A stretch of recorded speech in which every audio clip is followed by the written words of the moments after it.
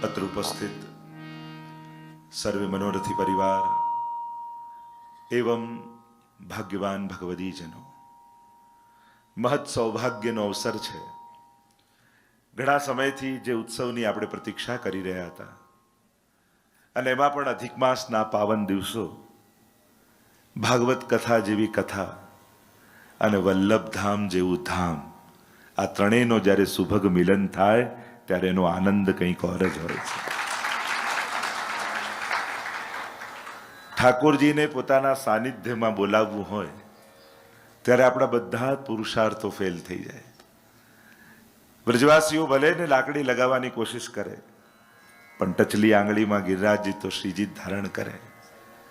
ભાવના તો એમ હતી કે બહાર ગ્રાઉન્ડમાં ખૂબ ધામધૂમથી આપણે સુંદર ટેન્ટ બાંધીશું, સજાવટો કરીશું, પણ ઠાકોરજી કહે મારાથી દૂર, એટલે ડોર ખેંચી ઠાકોરજી વર્ષા કરી અને બધું જ પોતાના છત્ર હેઠળ ઠાકોરજી લાવી દીધું પ્રભુના સાનિધ્યમાં.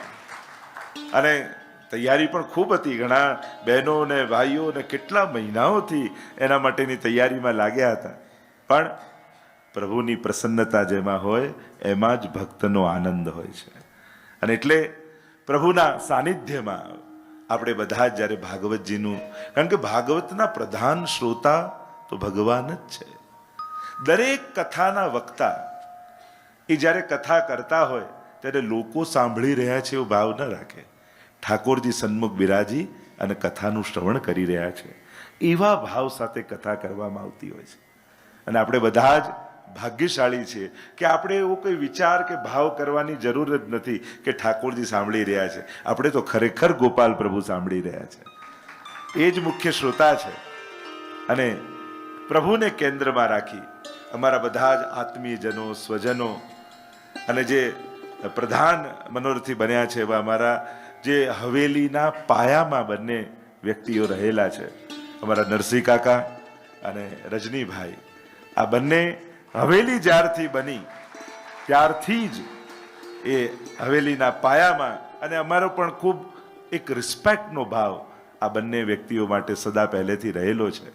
અને સાથે સાથે મુખ્ય મનોરથીના અમારા બધા આત્મીય સ્વજનો જે મુખ્ય મનોરથી બની અને એની સાથે સાથે 108 પોથીજીનું રોજ પૂજન કરી અને આપણે બધા કથામાં બેસીએ છીએ, એ બધા જ અમારા મનોરથી પરિવારો.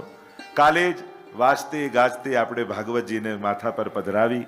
અને પોથી યાત્રા એ પોથી યાત્રા નથી હોતી, એ વ્રજ યાત્રા હોય છે.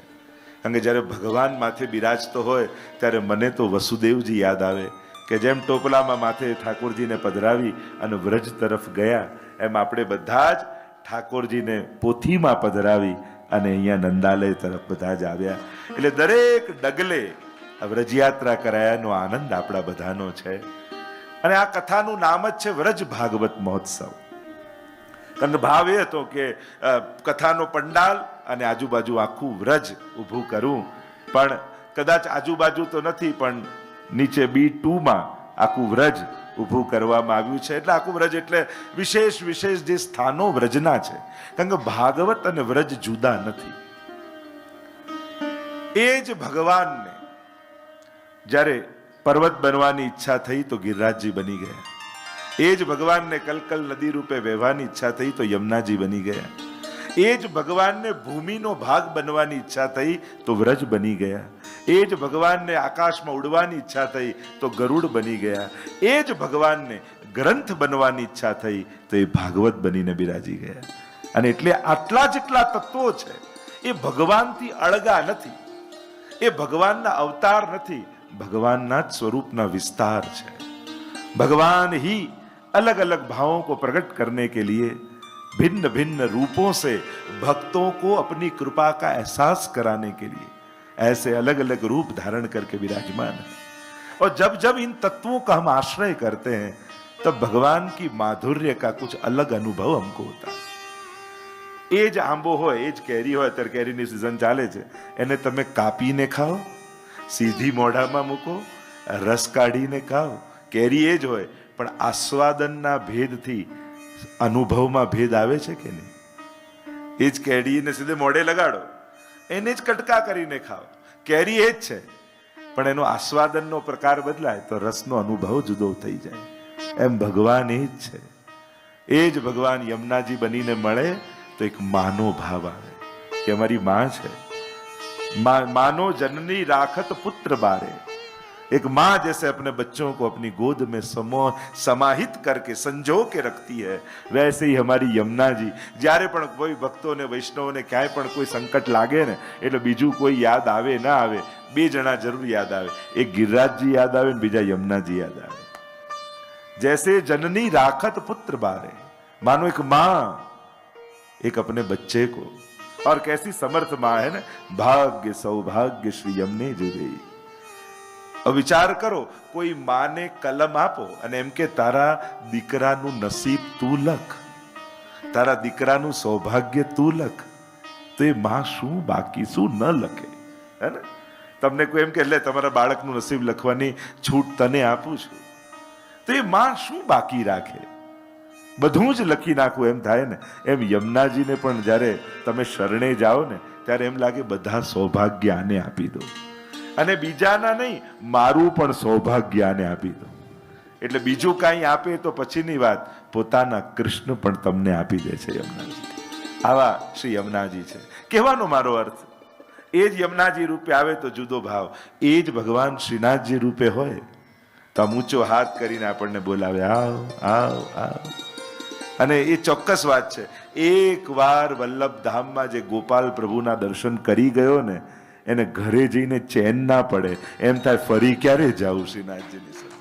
એવો અમારો મધુરાધિપતે રખી, નામ ही कृष्ण है ना उसका, कर्षति इति कृष्ण, जो नाम से रूप से लीला से धाम से कर्षण करे वही तो कृष्ण है. આજે આપણે બધા એટલા ભાગ્યશાળી થયા છીએ, ભગવાનની એક ગાથા, એક કથા, કારણ કે આ ગ્રંથ રૂપે બિરાજેલો ભગવાન છે. આપણે ત્યાં ભગવાનના અનેક રૂપો માનીએ છીએ, અને એટલે હરેક વૈષ્ણવ હિન્દુ માત્રના જીવનનું એક સ્વપ્ન હોય કે જીવનમાં એકવાર ભાગવત કથા ચોક્કસ કરાવી છે. એક દરેક હિન્દુ માત્રનું એક ભાવ હોય. ભાગ્યશાળી છે આ મનોરથી પરિવાર. તમારું જીવનનું પરમ મનોરથ આજે પૂર્ણ થવા જઈ રહ્યો છે.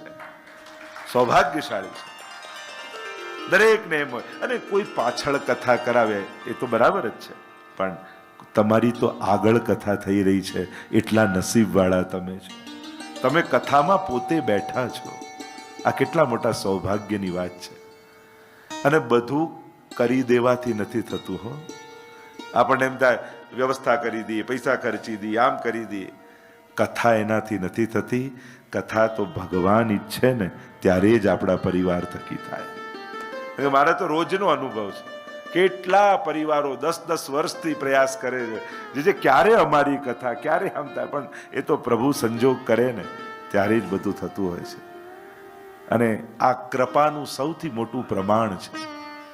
ભગવાન તો કૃપાળુ છે જ, પણ એની કથા એના કરતા પણ વિશેષ કૃપાળુ છે. ગંગાજી પાસે આપણે શુદ્ધ થવા જવું પડે તો પાપ ધોવાય. કથા તો આપણા સુધી પાપ ધોવા માટે આવે છે.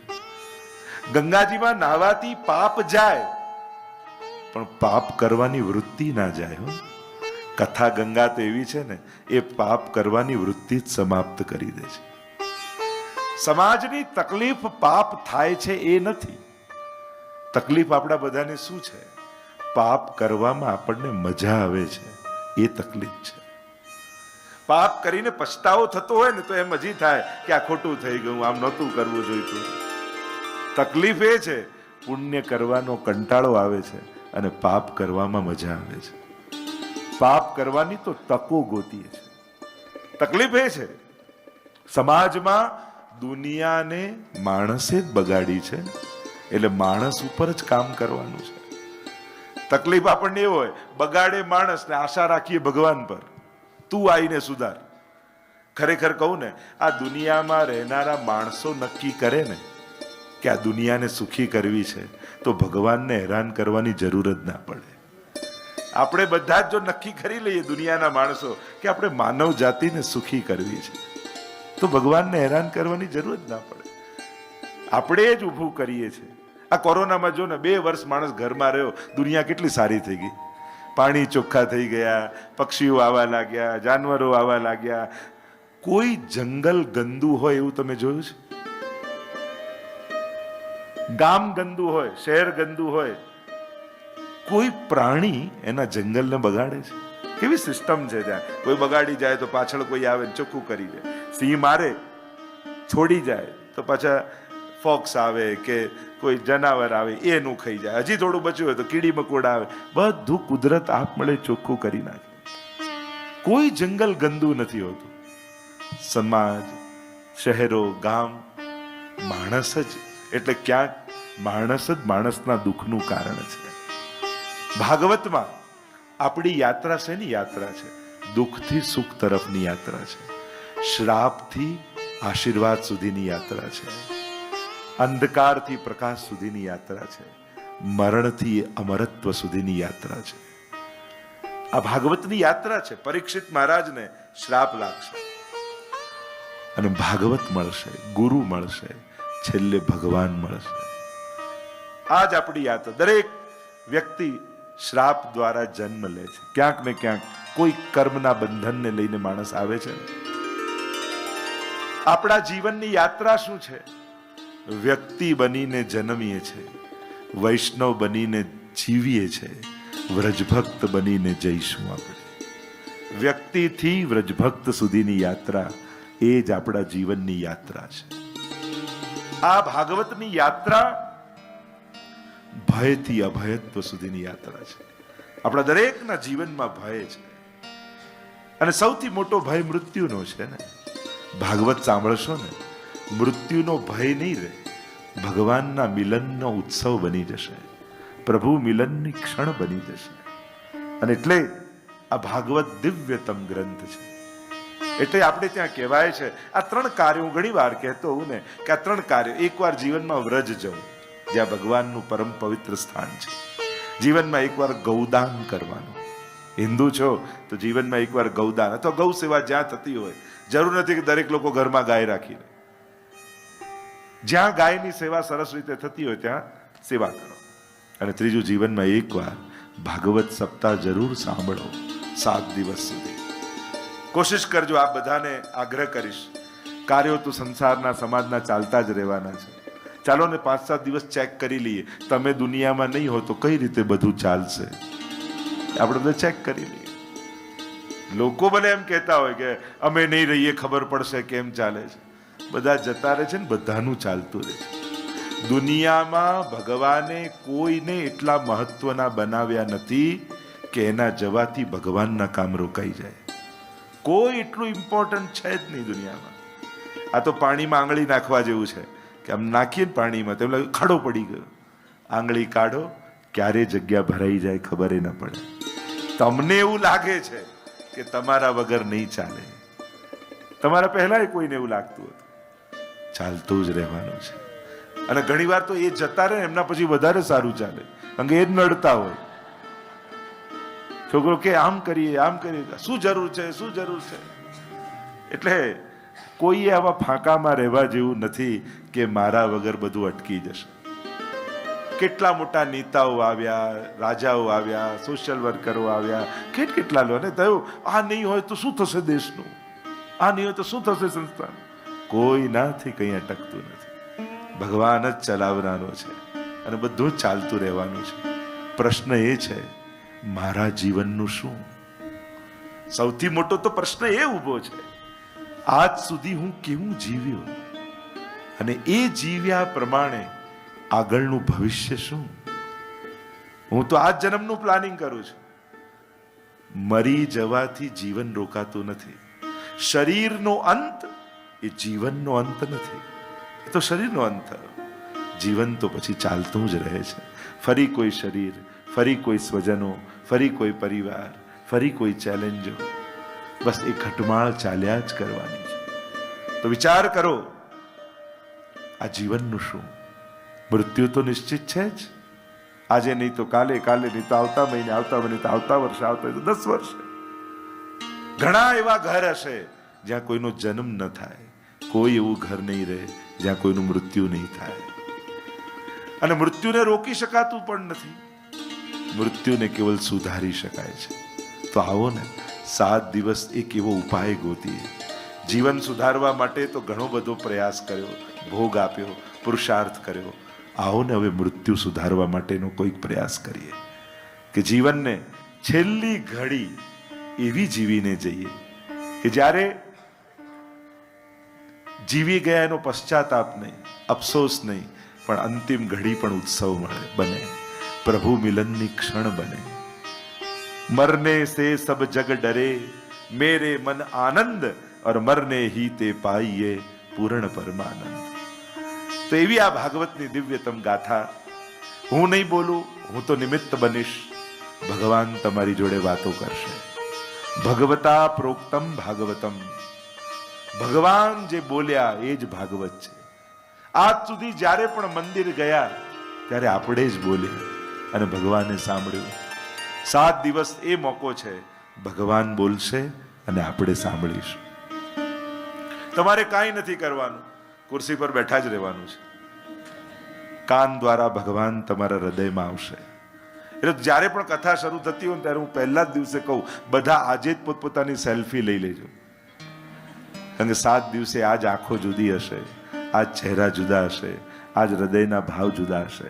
તમે જ અનુભવ કરશો ભાગવતના એક એક શ્લોકમાં ભગવાન છે. ભગવાન પ્રશ્નાર્થ એટલે કે શંકાનો વિષય નથી, ભગવાન જિજ્ઞાસાનો વિષય છે. આપણે બધા ભગવાનને શંકાનો વિષય માની, શંકાનો નહીં. જિજ્ઞાસા અને શંકામાં ફરક છે.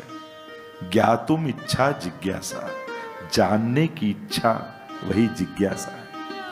ભગવાન છે કે નહીં એ પ્રશ્ન જીવનમાં ના જગાવો, એ કઈ રીતે મારી સાથે છે એ जिज्ञासा जगाओ. जब भगवान शंका में से जिज्ञासा बन जाएंगे ना, तब भगवान को देखने का दृष्टिकोण कुछ अलग हो जाएगा. वो किस तरह कार्य कर रहा है. અને એટલે આ આંખોથી દેખાય, આ કાનથી સંભળાય, એવા નાના સાધનો લઈ, આવી નાના પ્રશ્નો લઈ ભગવાન તરફ ના જાઓ. કારણ કે આપણે બધા નાના, આપણી જિજ્ઞાસા, આપણી બુદ્ધિ, આપણું જ્ઞાન નાનું હોય ને તો આપણે નાનામાં રાજી દે. એ દેખાઈ જાય તો ખુશ, એ સંભળાઈ જાય તો ખુશ. અરે એને એ તો દુર્યોધનને પણ દેખાયો હતો, એ તો કંસને પણ દેખાયો હતો, એ તો રાવણને પણ દેખાયો હતો, એ તો એમને સંભળાયો હતો. એને આનંદ આવ્યો, એને તો મારવાની ઈચ્છા થઈ. શિશુપાલને તો 100 ગાળો યાદ આવી. તો દેખાઈ જવું એ જ ભગવાનની પ્રાપ્તિ છે, સંભળાઈ જવું એ જ ભગવાનની પ્રાપ્તિ છે. તમે એને જોવા નીકળ્યા છો કે પ્રાપ્ત કરવા નીકળ્યા છો? બીજે વૃક્ષને પ્રાપ્ત ન કરવાનું હોય, પ્રગટાવવાનું હોય. એક બીજ હોય એ વૃક્ષને પ્રાપ્ત ન કરે, કારણ કે બહારથી કંઈક મેળવવાનું હોય એને પ્રાપ્તિ કહેવાય. ભીતરથી પ્રગટાવવાનું હોય એને પ્રાપ્ત કરવાના પ્રયાસ ન કરવાના હોય. એટલે ભગવાનને મેળવવાની મહેનત ન કરો, પ્રગટાવવાનો પ્રયાસ કરો. શ્રીમદ ભાગવત તમારી ભીતર રહેલા અંશરૂપી બીજમાંથી વૃક્ષરૂપી ભગવાનને પ્રગટાવવાની એક દિવ્ય વિધા છે, એક દિવ્ય જ્ઞાન છે, એક દિવ્ય પ્રક્રિયા છે. જે તમારી ભીતર જે અંશ રૂપે બિરાજેલો છે, એ કણ કણમાં વ્યાપેલો છે, એની અનુભૂતિ તમને ભાગવત કરાવશે. આ પરમ જ્ઞાનનો પ્રકાર એટલે શ્રીમદ ભાગવત. અદ્ભુત કળા છે શ્રીમદ ભાગવતની. શ્રાપ લાગ્યો છે પરીક્ષિતને, અને એ શ્રાપને નિમિત્ત બનાવીને પણ ભગવાન આશીર્વાદ આપવા પહોંચી જાય એવો કૃપાળુ પરમાત્મા છે. અને એમાં પણ આ શ્રીમદ ભાગવત એ તો વ્રજ ભાગવત કથા છે ને. व्रज की महिमा के साथ हम भागवत कथा के दिव्य दर्शन करेंगे, क्योंकि व्रज की महिमा, भागवत અને વ્રજ જુદા નથી. જો એમ જોવા જાઓ તો ભાગવતની કથા જ્યાં જ્યાં થઈ, એમ જોવા જાઓ તો સુખદેવજીએ સંભળાવી તો ગંગાજીના કિનારે સંભળાવી. નારદજી અને વ્યાસજી વચ્ચેનો સંવાદ આવે સરસ્વતીના કિનારે. વ્યાસજી પોતાના વ્યાસાશ્રમમાં બિરાજેલા છે, એમાં સુકતાલ જ્યાં કથા સંભળાવી છે, અહીંયા વ્યાસાશ્રમ છે. સુતજી અને સૌનકજી તો નૈમિષારણ્ય છે. पर ब्रज में तो कण कण में भागवत की कथा चरितार्थ हो रही है। त्या थियरी है, व्रज में प्रैक्टिकल है। देखो ये जो कथा हुई है ना, वो सब लाइब्रेरी है और व्रज है वो प्रैक्टिकल प्रयोगशाला है। वहां तो व्रज में जो हुआ वो उन लोगों ने गाया है, और ब्रज में तो जो गाया है वो भगवान ने किया है। तो व्रज तो प्रैक्टिकल है ना, कि જ્યાં થઈ રહ્યા છે આ બધા લીલાઓ, પ્રગટ લીલા ભૂમિ છે। તો એ લીલા સ્થળી થોડુંક વ્રજનું મહાત્મ્ય, જેમ જેમ નીચે આપણે એક એક સ્થળે આરતી કરીશું। કાલે આપણે ક્યાં આરતી કરી? વિશ્રામ ઘાટે, મથુરામાં। તો એ મથુરામાં વિશ્રામ ઘાટે આરતી કરી।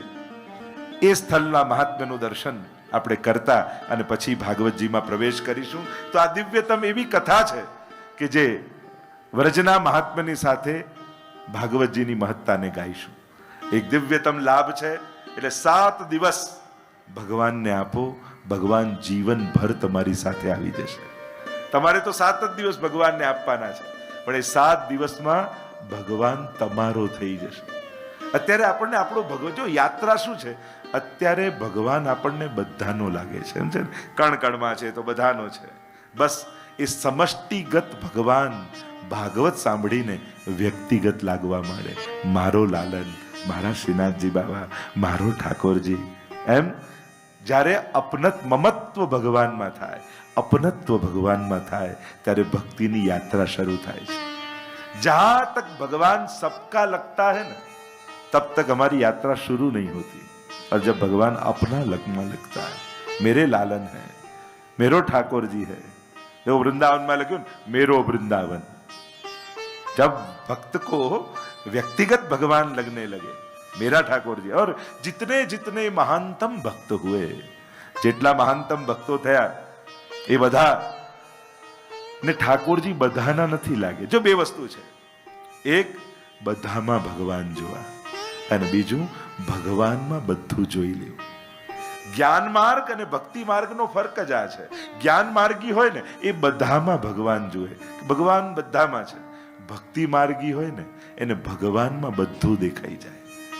એટલે આપણી કૃષ્ણ ભક્તિની યાત્રા એ કૃષ્ણમાં દુનિયાને જોવાની વાત છે, દુનિયામાં કૃષ્ણને જોવાની વાત નથી। કારણ કે જેને ભગવાનમાં બધું દેખાય ને એ પછી સોશિયલ વર્ક પણ કરવા જાય ને। ઘણા લોકો ક્વેશ્ચન કરે, સોશિયલ વર્ક કરવું જોઈએ કે ભક્તિ ધાર્મિક કાર્યો કરવા જોઈએ? અરે આ બંને જુદા રસ્તા છે જ નહીં।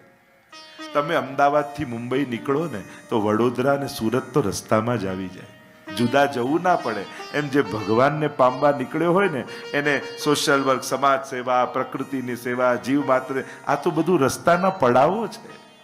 એને જુદું કરવાને, ભગવાનમાં ભક્તિ કરનારો એને જીવ માત્રમાં દયા ન હોય, એને ભગવાનમાં પ્રેમ થાય જ નહીં। એટલે તમે પ્રશ્ન કરો છો ને, ક્વેશ્ચન જ ખોટો છે। કેમ જે આ તો એવું પૂછે ને, કોઈ પેલા બાળકો પૂછે ને કે પપ્પા તને પપ્પા વધારે ગમે કે મમ્મી, પેલો પૂછે ને લોકો, યા તમને આ બંનેમાંથી ફેવરેટ, ઘણા પૂછે મોટા ભાઈને મારામાંથી તમારો ફેવરેટ કોણ? ત્યારે કેવું પડે કે નાના તારા મોટા ભાઈ તારો ફેવરેટ છે ને એટલે મોટો અને નાના બંને મારા ફેવરેટ છે। તો આ પ્રશ્ન જ એમ લોજિકલી જોવા જાવ તો ખોટો છે। કારણ કે એક મા બાપ માટે તો બધા બાળકો સરખા હોય, પણ તકલીફ સંસારની શું થાય? અને વડીલોએ ભૂલ શું કરે? મોટા જોડે બેઠા હોય ત્યારે નાનાના વખાણ કરે, નાના જોડે બેઠા હોય ત્યારે મોટાના વખાણ। એટલે પેલાને એમ થાય કે આ વધારે વાલો છે, પેલા લાગે આ વધારે વાલો છે। મા બાપ માટે તો બધા સરખા હોય, એની કરુણા, એની દયા, એની લાગણીઓ આવી વેચાયેલી ન હોય। પણ હા, જ્યાં કમજોર લાગે કે આ થોડો વીક છે તો વધારે કેર કરતા હોય, એટલે પેલાને એમ લાગે કે આ વધારે વાલો છે। મૂળ વાત હોય છે એનું અસમર્થપણું। તો કહેવાનો મારો, તમે એમ કહો કે ભગવાનની ભક્તિ કરવી કે સમાજ છે, આ બે ઓપ્શન છે જ નહીં। આ એક રસ્તા તરફ આવનારા પડાવો છે। જ્યારે ભગવાનને પામવા નીકળો છો ત્યારે સકલ લોકમાં સહુને વંદે, નિંદા ન કરે કે નીરે। આ તો સહજ છે। જે ભગવાનને પ્રેમ કરે એની રચનાને પ્રેમ ન કરે, સહજ છે। તમારી દીકરી પહેલી વાર રોટલી બનાવે અને પપ્પા બાજુમાં હોય ભલે કાચી હોય કે દાજેલી હોય, પપ્પાને આપો. પપ્પાને શું બહુ સરસ બનાવ્યો તે તો કેવી સરસ. ક્યારે પપ્પા એમ કે કાચી છે, આમ છે. મમ્મી કદાચ કે પપ્પા ના કે દીકરી, દીકરીએ બનાવી છે ને. દીકરી વાલી છે તો એની બળેલી રોટલી પણ એને વાલી છે. એટલે દીકરીમાં વાલ છે. મૂળ વાત એ જ છે. જે સ્નેહ છે ને, તો જે ભગવાનમાં પ્રેમ કરતો હોય એની રચનાને પ્રેમ ના કરે. જેને ભગવાનમાં આટલો પ્રેમ હોય, હું તો નાસ્તિકને પણ એટલો પ્રેમ, કારણ કે એને ખબર નથી કે ભગવાન, આપણને તો ખબર છે ને ભગવાન એની અંદર છે. ભગવાનમાં પ્રેમ રાખનારો કોઈને નફરત કરતો નથી. બધા માટે એના હૃદયમાં કરુણા. સકલ લોકમાં સહુને વંદે. એ તો બધાને પ્રેમ કરે. એને ક્યારે દ્વેષ ભાવ ના હોય, એને તો સહજ ભાવ હોય. પેલો એક વ્યક્તિ હતો અને ક્યાંક મુસાફરી કરવા જતો હતો, એટલામાં વરસાદ પડવા લાગ્યો. અને વરસાદ પડ્યો તો એક છાપરું દેખાયું, એક ઘર હતું, એ છાપરા નીચે ઊભું રહી ગયો. હવે એટલો બધો વરસાદ પડે કે સવારની બપોર થઈ ગઈ ને ભૂખ્યો તરસો પેલો આંગણામાં ઊભો છે ને જે ઘરનો માલિક હતો એણે જોયું કે આ ભૂખ્યો તરસો સવારનો ઊભો છે, બપોર થવા આવી, એક ઘૂંટડો જળ નથી પીધું, અન્નનો દાણો લીધો નથી. લાવ એને ઘરે તો બોલાયેલું, કંઈક ખવડાવી દઉં. એને દયા આવી. ભગવાનનો ભક્ત એ વ્યક્તિ, ઘરનો માલિક. એટલે પેલાને અંદર લઈને આવ્યો અને સરસ જમવાનું તૈયાર કર્યું. 2 થાળી તૈયાર કરી અને કહ્યું ચલો ભગવાનને યાદ કરીને જમવાનું શરૂ કરી દઈએ. તો બહારથી જેને અંદર બોલાવેલો ને દયા ખાઈને, એ કે હું ભગવાનમાં માનતો નથી, તમારે યાદ કરવા હોય તો કરો, હું નથી માનતો ભગવાનમાં. એક તો તારા માટે જમવાનું બનાવ્યું, દયા કરીને તને અંદર લાયો, અને પાછું કે ભગવાનમાં નથી માનતો. અને ભગવાનમાં ન માનતો હોય તો નીકળી જાય, મારે તારા ઘરે, તારા માટે જમવાનું મારા ઘરે નથી. લોકો ભલે ભૂખ્યો રહી, પણ હું નથી માનતો તો નીકળ. અને પેલો ભૂખ્યો ઘરથી નીકળ્યો એટલામાં આકાશવાણી થઈને ભગવાને કહ્યું, પેલો નતામાં મારામાં નતો માનતો, 50 વર્ષનો એ થયો તોય 2 ટંકુ એને જમાડું છું. તું મારો ભક્ત થઈને 1 ટંક ના જમાડી શક્યો. એ મને નથી માનતો તોય હું 2 ટંક ખવડાવું છું. ભગવાન ક્યારે ભેદ કરતો નથી. તમે માનો તો તમારો આનંદ છે, નથી માનતા તો એ તમારું નુકસાન છે. ભગવાનને ક્યાં નુકસાન છે? ક્યાંક કોઈ લાગણીથી ચૂકી ગયા આપણે, તે આપણો અભાવ છે. કોઈ ઉત્તમ વસ્તુને માનવ દેહ પામ્યા પછી પણ જો એને અનુભવી ન શક્યા તો એ આપણું લેક છે, આપણી અસફળતા છે. એમાં ભગવાનને કઈ અસફળતા નથી. હું તો એ જ માનું ને, માનવતા જ્યારે 16 કળાએ ખીલે ત્યારે વૈષ્ણવતાનું રૂપ ધારણ કરી લે છે. જ્યારે 16 કળાએ તમારી માનવતા ખીલી જાય છે. કારણ કે કોઈ આર્થિક રૂપે સફળ થાય તો સામાજિક રૂપે શું, વ્યવહારિક રૂપે શું, સાંસ્કૃતિક રૂપે શું, કેટલા પાસા હોય છે ને માનવ જીવનના. તમે જ્યારે દરેક પાસાઓને જીવો છો ત્યારે તમારી સંપૂર્ણ માનવતા ખીલતી હોય છે. તો આ ભાગવતની કથા અને એની સાથે વ્રજની કથા, આ તો મોનથાળમાં ચાંદીનો સોનાનો વરખ લગાવ્યો બરાબર છે. કારણ કે એક તો ભાગવત જેવી કથા અને એમાં પણ વ્રજની ગાથા સાથે સાથે હોય તો એનો આનંદ કેવો. આ જ રસની સિઝન હોય, સીધો કોઈ રસ આપે ને એમાં પાછું કેસર નાખે, ખાંડ નાખે, ઠંડો બરફ નાખ્યો હોય અને પછી સોનાની વાટકીમાં ને ચમચી સાથે આપે તો એની મધુરતા કેવી વધી જાય. એમ વ્રજના વાટકામાં તમને કથાનો રસ પીવા માટે 7 દિવસ મળવાનો છે. પાત્ર બ્રજનું છે. देखो रस कृष्ण का और पात्र ब्रज का, अब उसकी मधुरता में कौन सा संशय, क्या बाकी रह जाएगा. ऐसी मधुरता तो व्रज की गाथा कि व्रज की महिमा तो कितनी गाई गई ना हमारे यहाँ. वराह पुराणમાં તો ત્યાં સુધી કહ્યું કે આ વ્રજ છે ને ભૂમિનો ભાગ નથી, આ પૃથ્વીનો ભાગ નથી, વૈકુંઠથી ભગવાને ઉતાર્યું છે. અને એટલે જ્યારે પ્રલય થઈ જાય, આખી પૃથ્વી ડૂબી જાય, પૃથ્વીનો નાશ થઈ જાય, છતાંય વ્રજ ડૂબતું નથી, કારણ કે ભૂમિનો ભાગ નથી. એવી મહિમા ને વરાહ પુરાણમાં તો ત્યાં સુધી કહ્યું કે જ્યારે વરાહ ભગવાન, ભાગવતમાં કથા આવશે, જ્યારે પૃથ્વીને રસાતલમાંથી બહાર કાઢી દાઢમાં ફસાવીને લાવ્યા અને વિચાર કરે છે કે બ્રહ્માંડમાં ક્યાં મૂકું આ પૃથ્વીને, અને ત્યારે એક લીલો છમ ભાગ દેખાયો, અનેક લીલોતરીથી મહેકતો ભાગ, અને થયું કે અહીંયા પધરાવ, કે આ કયો ભાગ છે, પૃથ્વી તો મારી પાસે છે, પછી આ લીલોતરી શેની દેખાય છે, તો કે આ ઠાકોરજીની લીલા સ્થલી ब्रज છે, और इस ब्रज के आधार में भूमि को पधराइए. એટલે ભૂમિને વ્રજના આધાર પર પધરાવી એમ કહેવામાં આવે છે. બ્રજની અનેક પ્રકારની વ્યાખ્યાઓ કહી છે. વ્રજભૂમિ તો આપ જાણો છો ને, લીલા સ્થલી પ્રભુની, એ વ્રજનું સ્થાન. અને અહીંયાથી ઘણા લોકો અમારી સાથે યાત્રામાં અનેક વાર આપણે બ્રજમાં, આ વર્ષે તો જાન્યુઆરી મહિનામાં 17 જાન્યુઆરીથી પાછી બ્રજ યાત્રા છે આપણી. ભાગવત કથા પણ છે ને બ્રજની યાત્રા પણ છે. તો એક એક સ્થળે ત્યાં આનંદ કરવાનું છે. તો બ્રજનો મહિમા આપણા સંતો, મહાત્મા, પુરાણ, આચાર્યો, જો એ ગાવા જઈશ તો પછી ઘણી મહિમાની ચર્ચાઓ થશે. કારણ કે કેટલી જગ્યાએ, અને વેદ સુદામાં જ્યારે ભગવાનના ધામનું વર્ણન આવ્યું તો જે ગાયોથી ઘેરાયેલી લીલા ભૂમિ છે એ વ્રજ છે એમ કહ્યું, એ પ્રભુનું સ્થાન છે. એટલે જ ભગવાનના ધામને પણ ગોલોક કહેવામાં આવે છે. કયો લોક? ગો એટલે ગાયોનો લોક. और ગાયોનો લોક કયો છે? કે બ્રજ, બ્રજની ભૂમિ છે. તો અનેક સ્થાનોમાં બ્રજની મહિમાની ચર્ચા છે. આપણે તો બ્રજયાત્રાની ભાવના કરવાની છે અને મારે કથાને આગળ પણ લઈ જવાની છે. તો બ્રજમાં જ્યારે પણ આપણે જઈએ છીએ, એક વસ્તુ સમજી લો, બે પ્રકારના સ્થળ હોય છે. એક ઐતિહાસિક સ્થળ, હિસ્ટોરિકલ પ્લેસ, અને એક હોય છે લીલા સ્થળી. બ્રજ હિસ્ટોરિકલ પ્લેસ નથી, ઐતિહાસિક સ્થળ નથી. ઐતિહાસિક સ્થળ કોને કહેવાય? જ્યાં ઘટનાઓ ઘટી હોય ભૂતકાળમાં. અહીંયા આમ થયું હતું, અહીંયા આમ થયું હતું, અહીંયા જો આના ચિહ્નો, આના અવશેષો ગોતવા જઈએ, એ ઐતિહાસિક સ્થળ કહેવાય. વ્રજ એ લીલા સ્થળી છે. ઇતિહાસ અને લીલામાં ફરકે. જ્યાં ઘટના ઘટી હોય ભૂતકાળમાં એ ઐતિહાસિક સ્થળ, અને જ્યાં લીલા ચાલી રહી હોય એને લીલા સ્થળી કહેવાય. એટલે કે બ્રજમાં ભૂતકાળ નથી, ત્યાં અખંડ સદાય વર્તમાન છે. એટલે કે આજે પણ જ્યાં જ્યાં જે લીલા ઠાકોરજીએ કરી સારસ્વત કલ્પમાં, ત્યાં એ સ્થળમાં આજે પણ એ લીલા ચાલી રહી છે. એટલે વ્રજમાં જ્યારે જઈએ છે ત્યારે ભગવાને શું કર્યું હતું એ જોવા નથી જતા, આજે પણ ક્યાં લીલા કરી રહ્યા છે એ અનુભવ કરવા જઈ રહ્યા છે. એટલે લીલા રસનો જ્યાં પ્રગટ અનુભવ થાય, એક સિદ્ધાંત છે શાસ્ત્રમાં, એને કહેવાય નિત્ય લીલાવાદ. બ્રહ્મસૂત્રમાં લોકવત્તુ લીલા કૈવલ્યમ એવું એક બ્રહ્મસૂત્ર છે. અને એનો અર્થ થાય કે ભગવાનની લીલાઓ નિત્ય છે, ઇટર્નલ છે, શાશ્વત.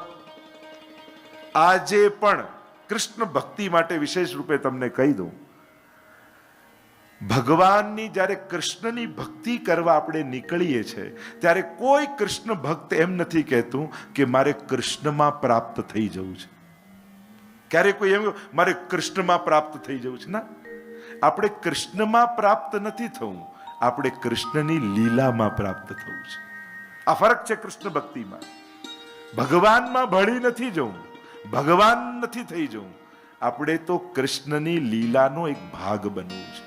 એટલે જ આપણે ત્યાં એમ લાગે ભગવાનની લીલામાં પ્રાપ્ત, નિત્ય લીલા પ્રાપ્ત થયા, લીલામાં પ્રાપ્ત થયા એવું બોલીએ છીએ. ભગવાનમાં પ્રાપ્ત થયા એવું ક્યારે બોલીએ છીએ? કૃષ્ણ લીલાનું માધુર્ય એ છે કે અહીંયા કૃષ્ણ સ્વરૂપમાં અનન્ય નિષ્ઠા હોય. હવે વિચાર કરો, તમારી જીભ જ સાકર બની જાય તો સાકર ખાવાનો આનંદ આવે? જીભ અને સાકર જુદા છે તો સાકરનો આનંદ લે. તમારી જીભ જ પેંડો થઈ જાય તો પછી પેંડાનો આનંદ આવે? એમાં તમે જ ભગવાન થઈ જાઓ તો પછી ભગવત્તાનો રસ પામવાનો આનંદ આવે? એ ભગવત્તાનો આસ્વાદ ક્યારે આવે? જ્યારે ભગવાનથી કંઈક જુદા હો તમે. તો ભગવાનમાં ભળી જવામાં ભગવદ રસનો આનંદ નથી. ભગવાનની લીલામાં ભગવાન જ્યારે સ્વ સ્વરૂપનું દાન કરે છે, સ્વ આનંદનું દાન કરે છે, ત્યારે તમે લીલાનો એક ભાગ બનો તો કૃષ્ણ રસનો અનુભવ કરી શકો. એટલે વ્રજમાં આજે પણ આ બધી લીલા થઈ રહી છે, ઇટર્નલ છે એટલા માટે. અને એનો અર્થ એ થયો, જો લીલા આજે થઈ રહી છે તો આજના જીવને ભગવદ લીલાની પ્રાપ્તિ થઈ શકે છે. આપણું લક્ષ્ય શું હોય છે? રાસલીલામાં મારી પ્રાપ્તિ થાય, હોરી લીલામાં પ્રાપ્તિ થાય, દાન લીલામાં પ્રાપ્તિ થાય. આ બધા વ્રજમાં આ વૈષ્ણવ કેમ જાય છે? એનું મૂળ રસ છે શું? કેમ આપણે વ્રજમાં જઈએ છીએ? જોવા ના, વ્રજમાં લીલા જોવા તમે નથી જતા. તમે તમારા સ્વરૂપને શોધવા જાઓ છો કે હું કઈ લીલાનો છું. એક ભાઈ છે ને, સ્ટેશને ઉતર્યા ટ્રેનના, અને ઉતરતાની સાથે પોતાની યાદદાસ્ત ભૂલી ગયા, સાવ બ્લેન્ક. પૂછ્યું તું કોણ? સ્ટેશને ઉતરો કે ખબર નહીં, હું ક્યાંથી આવ્યો. અરે કયા સ્ટેશને તું બેઠો? મને કઈ યાદ નથી. તારું કયું ગામ, કયું ઘર, મને કાંઈ યાદ નથી, સાવ ભૂલી ગયો. હવે બધા ભેગા થઈ ગયા, ટોળું વળી ગયા કે આને યાદ અપાવવું કઈ રીતે. ત્યારે કોઈ હોશિયાર હતા ને, એને કહ્યું કે આને આ ટ્રેનમાં ઉતરો ને એ ટ્રેનમાં પાછો લઈ જાઓ, તો ક્યાંક એનું ગામ દેખાશે ને એને બધું યાદ આવી જાય. તો પાછા લઈ ગયા. પહેલું સ્ટેશન આવ્યું, કઈ યાદ આવે છે કે ના, મને કઈ યાદ નથી, કયું નામ કયું ગામ. બીજું સ્ટેશન લઈ ગયા, કઈ જોઈને યાદ આવ્યું કે 11મું સ્ટેશન આવ્યું ત્યારે હા, આ ઝાડ તો મેં જોયા છે, આ દુકાનો તો મેં જોઈ છે, આ સ્ટેશન, અરે આ તો મારું ગામ છે, આ મારું નામ છે, બધું યાદ આવી ગયું. એમ વ્રજયાત્રામાં જ્યારે જાઓ, સાંકડી ખોર, વિશ્રામ ઘાટ, દાન ઘાટી, ચંદ્ર સરોવર, અને જતા જતા જતા ક્યાંક તમને એમ થઈ જાય, આ વૃક્ષ તો મેં જોયા છે, આ ઘાટી તો મેં જોઈ છે, અરે આ સખી મારું નામ, હું તો આ લીલાનો જીવ છું, અને પોતાના સ્વરૂપનું ભાન તમને થઈ જાય. આ વ્રજયાત્રા છે, સ્વ સ્વરૂપને શોધવાની યાત્રા, એ જ વ્રજયાત્રા છે. ક્યાંક તમે કઈ, એટલે તો આપણે ત્યાં માન્યતા દરેકનું લીલામાં કોઈ સખીનું સ્વરૂપ છે. પુષ્ટિ માર્ગની તો આ જ ભાવના છે. અહીંયા બધા જ ગોપીજન છે, કોઈક ને કોઈક લીલાના, કોઈક ને કોઈક પરિકરના, યુથના આપણે ગોપીજનો છીએ. અને વ્રજયાત્રા કરતા કરતા એ લીલા સ્થલી જોતા જોતા ક્યાંક આપણે તો હજારો વર્ષોથી વિખૂટા પડીને આવ્યા, અને જ્યારે જન્મ લીધો ત્યારે બધું ભૂલી ગયા ને. આ પૃથ્વીના સ્ટેશન પર ઉતર્યા ત્યારે બધું ભૂલી ગયા. શું નામ, શું સ્વરૂપ. અને સ્વરૂપ ભૂલી જાઓ તો કર્તવ્યો પણ ભૂલી જાઓ. હું કોણ છું આ ભૂલી જશો તો મારે શું કરવું જોઈએ એનું ભાન નહીં રહે. હું શું કરવા આવ્યો છું એનું ભાન નહીં રહે. તો આ 7 દિવસની ગાથા સ્વ સ્વરૂપને શોધવાની ગાથા છે. ક્યાંક કથા સાંભળતા સાંભળતા મનમાં એ ભાવ પ્રગટ થઈ જશે, હું તો આ જ લીલાનો જીવ છું. આ મનોરથના દર્શન કરતા કરતા ક્યાંક ગોપીજનો જે સજાવટ હોય છે, પછી સજાવટ થોડી, મનોરથના દર્શન કરો તો ખાલી ઠાકોરજીને થોડી જોવાય, આમ મનોરથના દર્શન ન કરાય.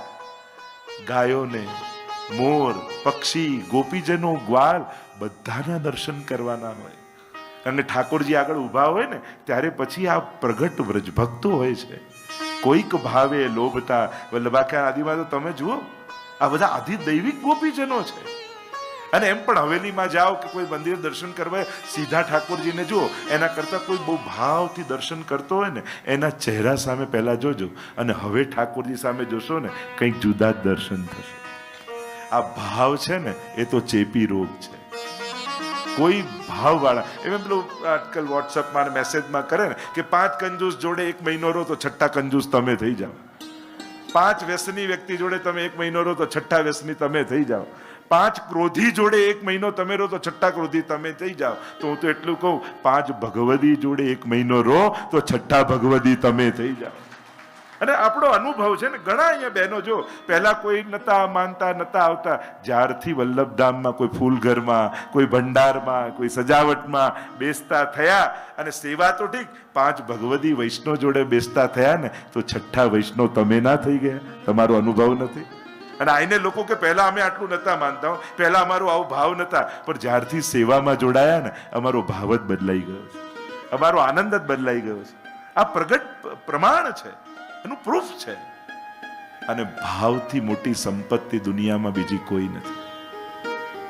એટલે હું તો ઘણી વાર કથામાં કહું, તમારા કપડાં બગાડી જાય તો એ નુકસાન નથી, તમારી ગાડી બગાડી જાય નુકસાન નથી, તમારું ઘર બગાડી જાય નુકસાન નથી, તમારું કોઈ મન બગાડી જાય ને એ બહુ મોટું નુકસાન છે. કારણ કે પછી બધા સગવડતાની વચ્ચે પણ મન બગડ્યું ને પછી તમને કોઈ સુખી નહીં કરી શકે. એટલે આજના સમયમાં તમારી મન અને બુદ્ધિને બચાવીને રાખજો. કારણ કે જો એ કોઈ દૂષિત કરી ગયું ને તો તમારું જીવન બગાડી જશે. મન બુદ્ધિ બગાડે એટલે ખતમ. કોઈનું અહિત કરવું હોય ને તો એને ધનનું નુકસાન, ઘરનું નુકસાન, ધંધાનું નુકસાન ના પહોંચાડો. કોઈ દુસ્સંગીનો સંગ કરાવી દો, એની બુદ્ધિ બગાડી દે એટલે ખતમ એનું જીવન. પછી એ જ જ્યારે વ્યક્તિ પોતે જ પોતાનો દુશ્મન થઈ જાય પછી એને બહારના દુશ્મનની જરૂર જ ના પડે. તમારી બુદ્ધિ જ તમારી દુશ્મન થઈ જાય પછી કોઈ બીજો દુશ્મન જોઈએ? અને એટલા માટે બહુ જ જરૂરી છે અત્યારના સમયમાં સારા માહોલમાં રહો, સારા લોકોની વચ્ચે 10 મિનિટ ગાળો, સારી જગ્યાએ 5 મિનિટ બેસો. અત્યારે તમે દુનિયામાં જોવા જાઓ, તમે 1 કલાક હોસ્પિટલમાં જઈને બેસો જાઓ, તમને એમ લાગશે કે દુનિયા બીમાર જ છે. કલાક બેસો તમને એમ લાવ હું ચેક કરાવી લઉં બ્લડ, ક્યાંક કંઈક તો નીકળશે. તમને જેમ થશે 1 કલાક કોર્ટમાં જઈને બેસો જાઓ, તમને એમ લાગે બધા લડી જ રહ્યા છે, કોઈ કોઈનું સગું જ નથી. બાપની સામે દીકરાએ કેસ કર્યો છે, પતિની સામે પત્નીએ કેસ કર્યો, ભાઈની સામે, તમને એમ લાગે આખી દુનિયા લડી જ રહી છે. 1 કલાક હવેલી આવીને બેસો, તમને એમ લાગશે કોઈ મારી જોડે હોય ન હોય, મારો ઠાકોરજી મારી સાથે છે, મારું કોઈ કંઈ નહીં બગાડી શકે. એક ભરોસો, એક નિષ્ઠા. આ યુવાનોને આજે જોવા જાઓ, આ ડિપ્રેશન શેનું છે? કોઈ ઝૂંપડપટ્ટીમાં ડિપ્રેશન હોય છે? તમે જોઈ આવો, કોઈ ઝૂંપડપટ્ટીમાં જો ક્યાંય ડિપ્રેશન વાળો નહીં મળે. સારી સોસાયટીમાં જાઓ, ઘરે ઘરે એક એક કેસ મળશે. કેમ? શું કારણ છે? એટલે જ કાલે ચર્ચા કરતો હતો, આપણે ટેન્શન ફ્રી નથી થવું, આપણે ટેન્શન પ્રૂફ બની જવું છે. જે લોકો ટેન્શનથી ભાગતા રહે છે ને, એ જ બધા ડિપ્રેસ થઈ જાય. ટેન્શન નથી જોતું, ટેન્શન નથી જોતું, ટેન્શન નથી. અરે જવાબદારીઓ છે તો રહેવાની જ છે. ક્યાં ભાગશો? કોનાથી ભાગશો? મજા બધી કરવી છે ને પછી સાચવવું નથી, આવું તો થાય ને. સફળતા જ્યારે આગળ વધો, ઢાળ પર ગાડી હોય તો એક્સિલેટર વધારે આપવું જ પડે. પણ તમે જૂના જુઓ, નેતાઓને જુઓ, એક્ટરોને જુઓ, આપણા વડીલોને કેટલું પ્રેશર હતું. વડીલો જુઓ, એક પેઢી પહેલા જુઓ, કેટલા બધા ટેન્શન હતા. સવારે ઉઠે ત્યારથી ટેન્શન. પણ બધા 90-90 વર્ષના, 100 વર્ષના થયા કે નહીં? અને અત્યારે બેટા વાગી તો નથી, બેટા ટેન્શન તો નથી, 4 વાર ખબર પૂછી હતી. અને જ્યારથી નાના બાળકોના જુદા રૂમ થયા ને, ત્યારથી ડિપ્રેશન વધ્યું છે. કારણ કે એ લોકો એમના માઇન્ડને હેન્ડલ નથી કરી શકતા. એને હૂંફની જરૂર હોય છે, ત્યારે તમે એને સ્વતંત્ર કરો છો. એ પોતાના વિચારોને હેન્ડલ નથી કરી શકતા. મૂળ વાત એ છે, ભાગવત કથા તમને ટેન્શન ફ્રી નહીં, ટેન્શન પ્રૂફ કરી નાખશે. આવા તો ગમે તેટલી ચિંતાઓને, મારો ઠાકોરજી મારી સાથે છે, મારો કોઈ વાળ પણ વાંકો નહીં કરી. આ જે ખાતરી, આ જે બળ આપણને ભાગવત આપે છે, જીવનમાં એવું બળ મળી જાય છે. ગમે તેવા સંઘર્ષો આવી જાય, મારો પ્રભુ મારી સાથે છે. અને જેની જોડે ભગવાન હોય, પેલા જયારે અર્જુન અને ગયા ને દુર્યોધન માંગવા માટે ભગવાન પાસે દ્વારિકામાં, અને દુર્યોધનને સેના મળી ગઈ ભગવાનની, અને ભગવાને કહ્યું, અર્જુન તું તો રહી ગયો, સેના તો લઈ ગયો દુર્યોધન, હવે લડીશ શું? હું એકલો, એ પણ હથિયાર વગરનો. હાર નિશ્ચિત હૈ તેરી, હરદમ રહેગા ઉદાસ. દુર્યોધન માખન લે ગયા, છાછ બચી તેરે પાસ. અરે પેલો માખણ લઈ ગયો, સેનાને લઈ ગયો, તારી પાસે કાઈ ન રહ્યું. હાર નિશ્ચિત હૈ તેરી, હરદમ રહેગા ઉદાસ. દુર્યોધન માખન લે ગયા, છાછ બચી તેરે પાસ. અને ત્યારે અર્જુને 2 હાથ જોડીને કહ્યું, जीत निश्चित है मेरी, भक्त नहीं होता उदास. माखन की चिंता क्यों करूं जब माखन चोर है मेरे पास. जયારે માખન ચોર મારી બાજુમાં છે, મારે માખનની શેની ચિંતા? જરૂર પડશે ત્યારે ભગવાન ગમે ત્યાંથી મારી પાસે લાવી દેશે. વિચાર કરો, જીતી ન શકાય દુરત્યયમ કૌરવ સૈન્ય સાગરમ, ન તરી શકાય કૌરવ સૈન્ય સાગર. પાંડવો જીતી ગયા. ભીષ્મને કોણ મારી શકે? કૃપાચાર્ય ચિરંજીવી, અશ્વત્થામા ચિરંજીવી, દ્રોણાચાર્યની સાથે કોણ લડી શકે? એક એક ઘટનાઓ, એક એક પ્રસંગોને તમે જુઓ. સંભવ જ નથી કે જીતી જાય પાંડવો, છતાંય જીત્યા. કારણ એક જ હતું, ભગવાન. શું તમારી પાસે કારણ છે તમારી જોડે? જીતનું કારણ મૂળભૂત જે છે, સુખનું જે મૂળ છે, સૌભાગ્યનું જે મૂળ છે, પ્રસન્નતાનું, શાંતિનું જે મૂળ છે, એ મૂળ ખરું તમારી પાસે?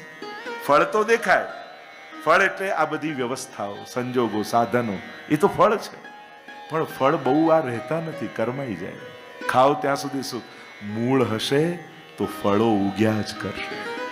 અને એટલા માટે સુખના ફળ તો રાખ્યા છે, પણ એનું મૂળ ભગવાન છે. એ જો તમારી પાસે હશે તો સુખના ફળો મળ્યા જ કરશે તમને. એટલે ફળને, મૂળને સિંચતા રહેજો. વ્રજની જે ગાથા છે, જેની ચર્ચા હું કરી રહ્યો છું, વ્રજ એ લીલા સ્થળી છે જે વાત કરવા રહી જઈ રહ્યો છું.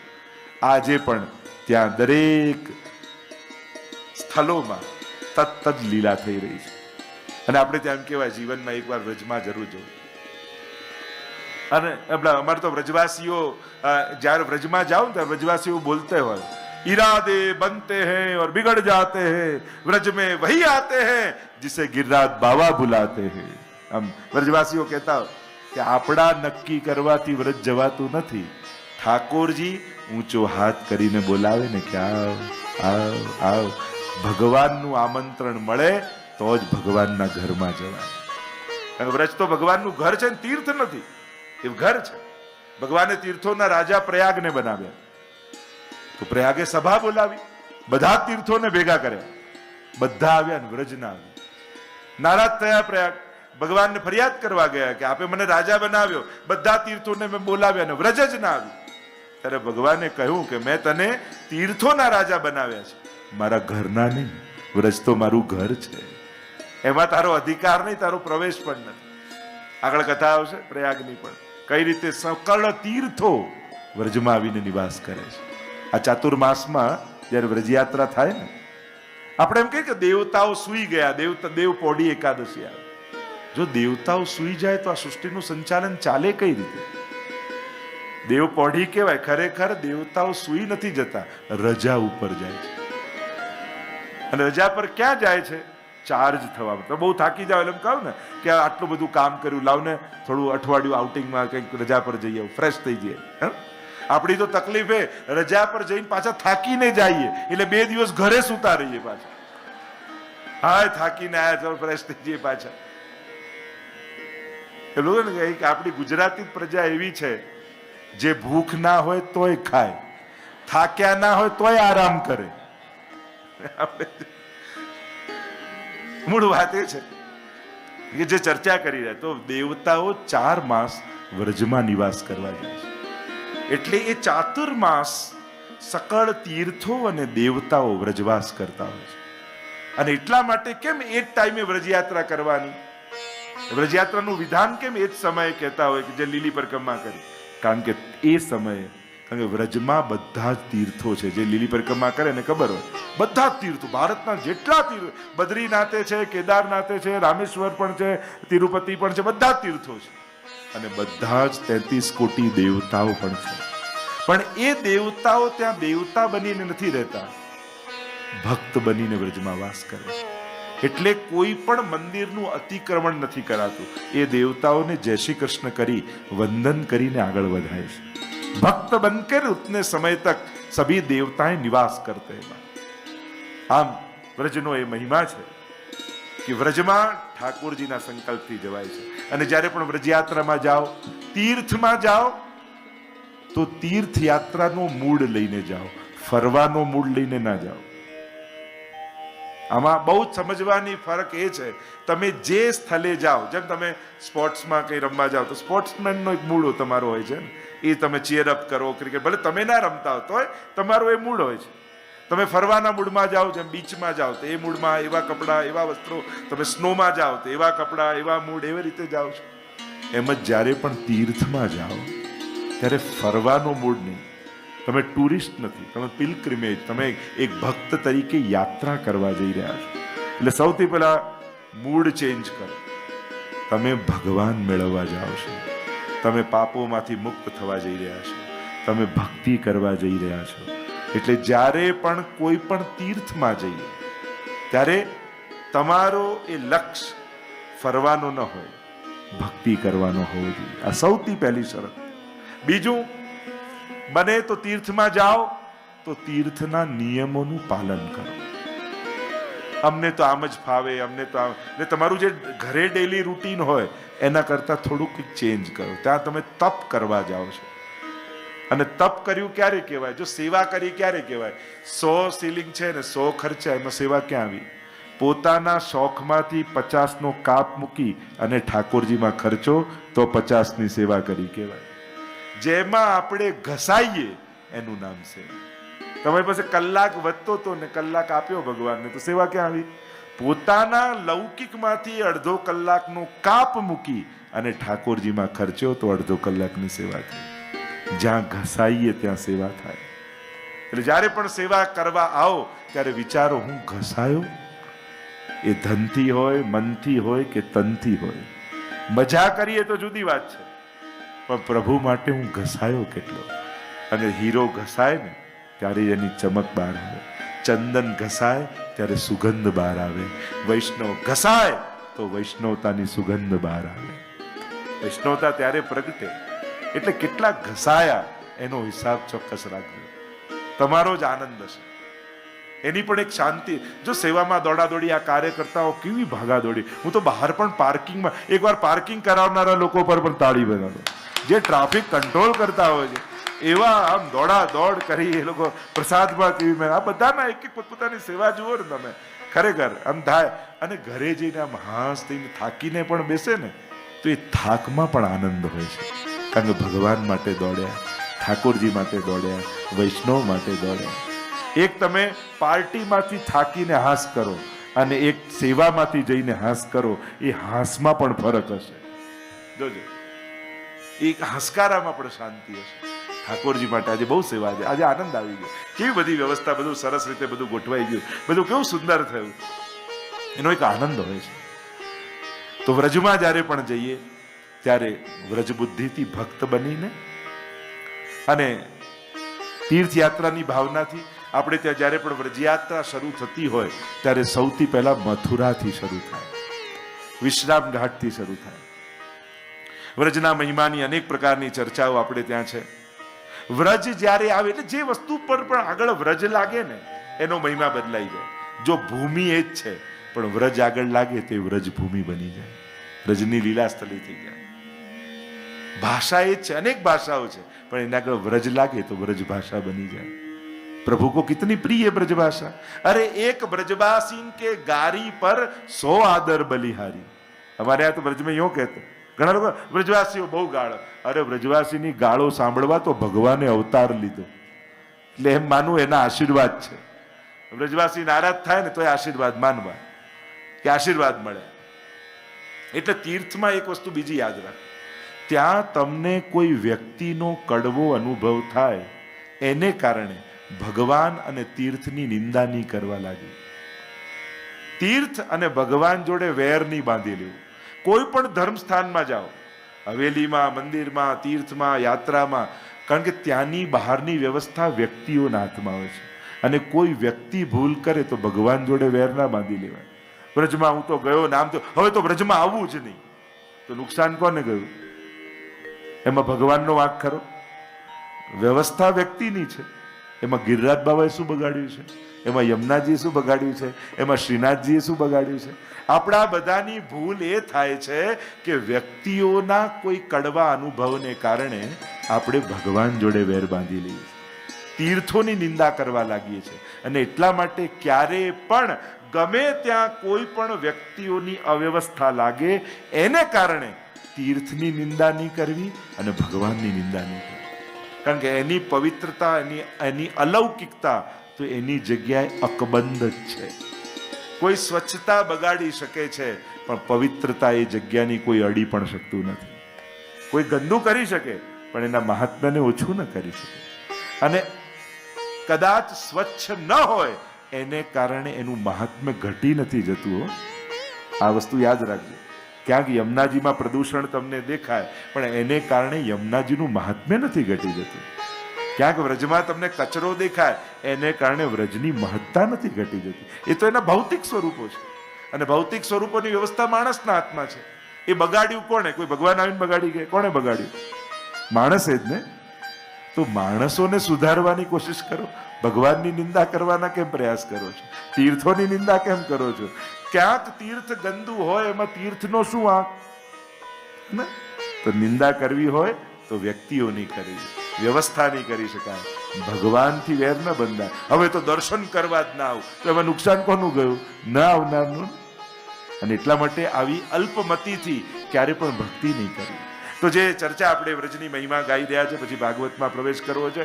અહીંયા યાત્રાની શરૂઆત થાય મથુરાથી. અને મથુરામાં જ્યારે આવી તો જે વ્રજનું વ્રજ ભાષા, વ્રજ ભૂમિ, ભક્ત ઘણા હોય પણ આગળ વ્રજ લાગી જાય તો શું કહેવાય? વ્રજ ભક્ત. ભક્તો ભલે દુનિયામાં ઘણા હશે, વ્રજ ભક્તોની તોલે કોઈ ના આવી શકે. એક ગોપીજન તો नारद ने भक्ति सूत्र में पूछो कि श्रेष्ठ भक्त कौन, कौनी केवी भक्ति करिए? आप नारद जी से पूछोगे तो नारद जी भक्ति सूत्र में कहेंगे यथा व्रज गोपी का नाम, जैसे गोपीजनों ने भक्ति की. इसीलिए जेटला देवी देवताओं बधाए व्रज भक्तों की महिमा गाई. अरे स्वयं महादेव जी वैष्णवानाम यथा शंभु, ए महादेव जी पोते रासनो आनंद लेवा माटे गोपेश्वर महादेव बनीने व्रजमां आवी गया. है ना? केवी केवी महिमाओनी कथाओ छे आपणे त्यां. मतलब व्रजवास माटे बधा ज लालायित छे. तो भक्तो कोई होय तो आगळ व्रज लागी जाय, व्रज भक्त बनी जाय. भोजन तो व्रज भोजन. ब्रज को यह मेवा एक टेटी, जाको होत शाक संधानो और बेजर की रोटी. अमारे तो अष्टसखाना केटला पदो छे सुंदर सुंदर. व्रजनु पण एक विशिष्ट भोजननो प्रकार छे कि व्रजनी विशिष्ट भोजन शुं छे एनी पण महिमा छे. तो अत्यारे जेम जेम कथा आगळ चालशे व्रजनो महिमा आपणे गाता जईशुं तो अनेक प्रकारना व्रजने महिमा गाता गाता व्रज भोजन होय, व्रज भाषा होय, व्रज भक्त होय, व्रज भूषा होय. ઠાકોરજી આગળ એટલે જ આપણે સેવામાં જ્યારે જઈએ તો એવું કહે ચલો ધોતી બંડી પહેરો, સાડી, આ બધું કેમ? મૂળ વાત એ કોઈ ડ્રેસ કોડની નથી, વ્રજભક્ત બનીને ભગવાન આગળ જવાની છે. જો આપણું હૃદય કોઈ એવું પવિત્ર નથી, ક્યારેક ખોટો વિચાર, ક્યારેક ભટકે મન, એનું કોઈ નક્કી થોડી હોય છે. પણ વ્રજભક્ત બનીને ભગવાન આગળ ઊભા હોઈએ ને તો ઠાકોરજી જુએ કે આ તો મારો વ્રજનો ભક્ત છે, આના પર તો મારે કૃપા જ કરવી પડશે. કદાચ મનથી નહીં, આવેશ નથી, પણ પહેરવેશ હશે ને તોય ઠાકોરજી કૃપા કરી દેશે. વ્રજભક્તોનો આવેશ નથી હૃદયમાં, પણ વેશ તો છે ને, તો વેશ પણ કાફી છે કૃપા માટે. તો ઠાકોરજી ખાલી તમને વ્રજભક્તોના વેશમાં જોશે ને તોય વ્રજભક્તો જેવી કૃપા કરી દેશે. એટલે એનો મહિમા છે દરેક વસ્તુનો. આમાં શું, આમાં શું, આ ના કરીએ તો ના ચાલે, આ ના કરીએ તો ના ચાલે. ચલાવવું જ હોય તો બધુંય ચાલે, પણ જેને વ્રજભક્ત બનીને કૃષ્ણનો રસાસ્વાદ કરવો છે એ તો બધું કરવાથી. હું શું કરું કે મારો ઠાકોરજી મારા પર રાજી થઈ જાય? તમે કહો તો આ કપડાં પહેરું, તમે કહો તો આ છોડી દઉં ખાવાનું, તમે કહો તો કાલથી આમ કરવા લાગુ, આવી સેવા કરું, આવા મંત્ર જાપ કરું, આવા કીર્તન ગાઉં, હું તો બધું કરવા તૈયાર છું, બસ મારો કૃષ્ણ મને મળી જાય. આવી તત્પરતા જેના હૃદયમાં હોય ને એને જ કૃષ્ણ મળતો હોય છે. પણ જેને બધામાં આ ના કરીએ તો ચાલે ને, ઘણા પૂછવા આવે ને તો શું કરું એ પૂછવા ના આવે, આ ન કરવું તો ચાલે ને એ પૂછવા આવે. એટલે જે જેની આજ્ઞા લેવી, એટલે આજ્ઞા શું લેવા આવે? એટલે એક્સક્યુઝ ગોતો કે આ ના, આવું ભોગ ના ધરું તો ચાલે ને, આટલી માળા રહી જાય તો ચાલે ને, આમ પાઠ ના થાય તો ચાલે ને. મેં કીધું આ ચાલે, બાકી બધું ચલાવવા જઈશ તો તું નહીં ચાલે, બાકી બધું ચાલશે. તું આ માર્ગમાં નહીં ચાલી શકે, બાકી બધું ચાલશે. એટલે ચાલે ચાલે. भागवत के भगवान तो यूं कहते हैं धावन निमिल्लवा नेत्रे न स्खले न पते दिए. आंख बंद कर कर इस कृपा मार्ग पर दौड़ो, पड़ने का डर नहीं है. કારણ કે જેને ચલાવતા શીખવ્યા ને એ પડવા ના દે. માં ઘણીવાર આમ હાથ છોડે બાળકને, આવ બેટા, અને 4 ડગલા ચાલતા ચાલતા જ્યાં પડવા જાય દોડતી આવીને માં પકડી લે. એનું હાથ છોડવું એની નારાજગી નથી, એ ચાલતો થાય એનો પ્રયાસ છે, એનો ચાલતો થાય ની પ્રક્રિયા છે. એટલે હાથ છોડે શેના માટે છોડે? કે ભગવાન કહે કે તું તારી રીતે ચાલ. જો હાથ પકડી રાખવો એ મદદ છે, પણ કાયમ માટે હાથ પકડી રાખવો પડે એવો કરી નાખો તો એની આ તો અપંગતા કહેવાય, ડિસેબિલિટી કહેવાય. ભગવાન ક્યારે પણ તમને ડિસેબલ નહીં બનવા દે, એ તમને પુરુષાર્થવાદી બનાવશે. હું તારી જોડે છું, યુદ્ધ તો તારે જ લડવું પડશે હો અર્જુન.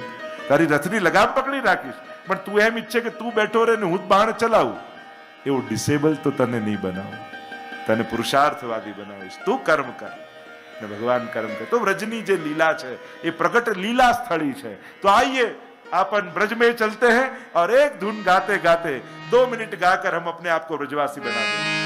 मथुरा मां श्रीनाथ जी, गोकुल मां श्रीनाथ जी, यमुना जी ने कांठे रमता रंगीला श्रीनाथ जी, रंगीला श्रीनाथ जी, अलबेला श्रीनाथ जी, वल्लभ कुलना वाला बोलो रंगीला श्रीनाथ जी। શ્રીનાથજી વ્રજના 84 કોષમાં સદાય વિરાજમાન। मधुवन माँ श्रीनाथ जी, कुंजन माँ श्रीनाथ जी, वृंदावन माँ रास रमनता रंगीला श्रीनाथ जी, नंदगाम श्रीनाथ जी, बरसाने श्रीनाथ जी, कामवन माँ क्रीड़ा करता रंगीला श्रीनाथ जी। નિવાસનાથજી બાબા જો આખી વ્રજ લીલા એ વ્રજ ભૂમિ 84 કોષમાં છે। આ 84 કોષ, એક કોષ એટલે 3 કિલોમીટર, એટલે 252 કિલોમીટરમાં આખું વ્રજ પથરાયેલું। પણ એનો શેપ કેવો છે? કમળ આકારનો। જો આજે નીચે 56 ભોગનો મનોરથ છે। આ 56 ભોગનો ભાવ શું? એકચ્યુઅલી અનેક અનેક ભાવો છે 56 ભોગના, પણ આ વ્રજ લીલા સાથે જોડાયેલું છે એટલે કહું છું। આખું વ્રજ છે ને એ કમળ શેપનું છે અને એના મુખ્ય 56 ભોગ 56 મુખ્ય લીલા સ્થળી છે। 56 લીલા સ્થળી છે એટલે કે આ 56 સ્થાનોમાં પ્રભુની અખંડ લીલાઓ ચાલે, અખંડ લીલાઓ। અને એ સ્થળમાં એ વ્રજભક્તો ઠાકોરજીને વિવિધ પ્રકારના લીલા પ્રમાણે, મનોરથ પ્રમાણે ભોગ આરોગાવે। તો આ 56 ભોગનો ભાવ શું છે? આપણે ત્યાં 56 ભોગનો મનોરથ સર્વોપરી મનોરથ કહેવાય। ભાગ્યશાળી છે મનોરથી પરિવાર કે આ 56 ભોગના લાભ એમને મળે। આપણે દર્શન કરીએ ને તો એ સમગ્ર વ્રજ લીલાની કૃપા આપણા પર થાય, કારણ કે 56 સ્થાનોમાં જે જે લીલા થાય એના ભાવનો આ ભોગ છે। એટલે આ એક મનોરથ એવો છે, એક કરવા માત્રથી 12 મહિનાની લીલાના મનોરથનું ફળ વ્રજ ભક્તોને પ્રાપ્ત થાય। સકળ લીલાઓ, સકળ એટલે આ 56 ભોગમાં 12 મહિનાના બધા મનોરથો આવી।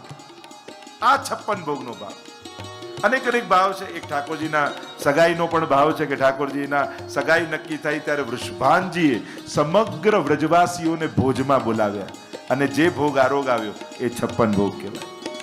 એક ભાવ એવો છે કે શ્રીનાથજી બાબાએ ગિરિરાજજીને ધારણ કર્યા ને, કેટલા દિવસ સુધી ધારણ કર્યા? 7 દિવસ। અને આપણા સેવાક્રમ રોજનો કયો? કેટલા યામનો? અષ્ટયામનો ને, 8 પ્રકારના ભોગ આવે।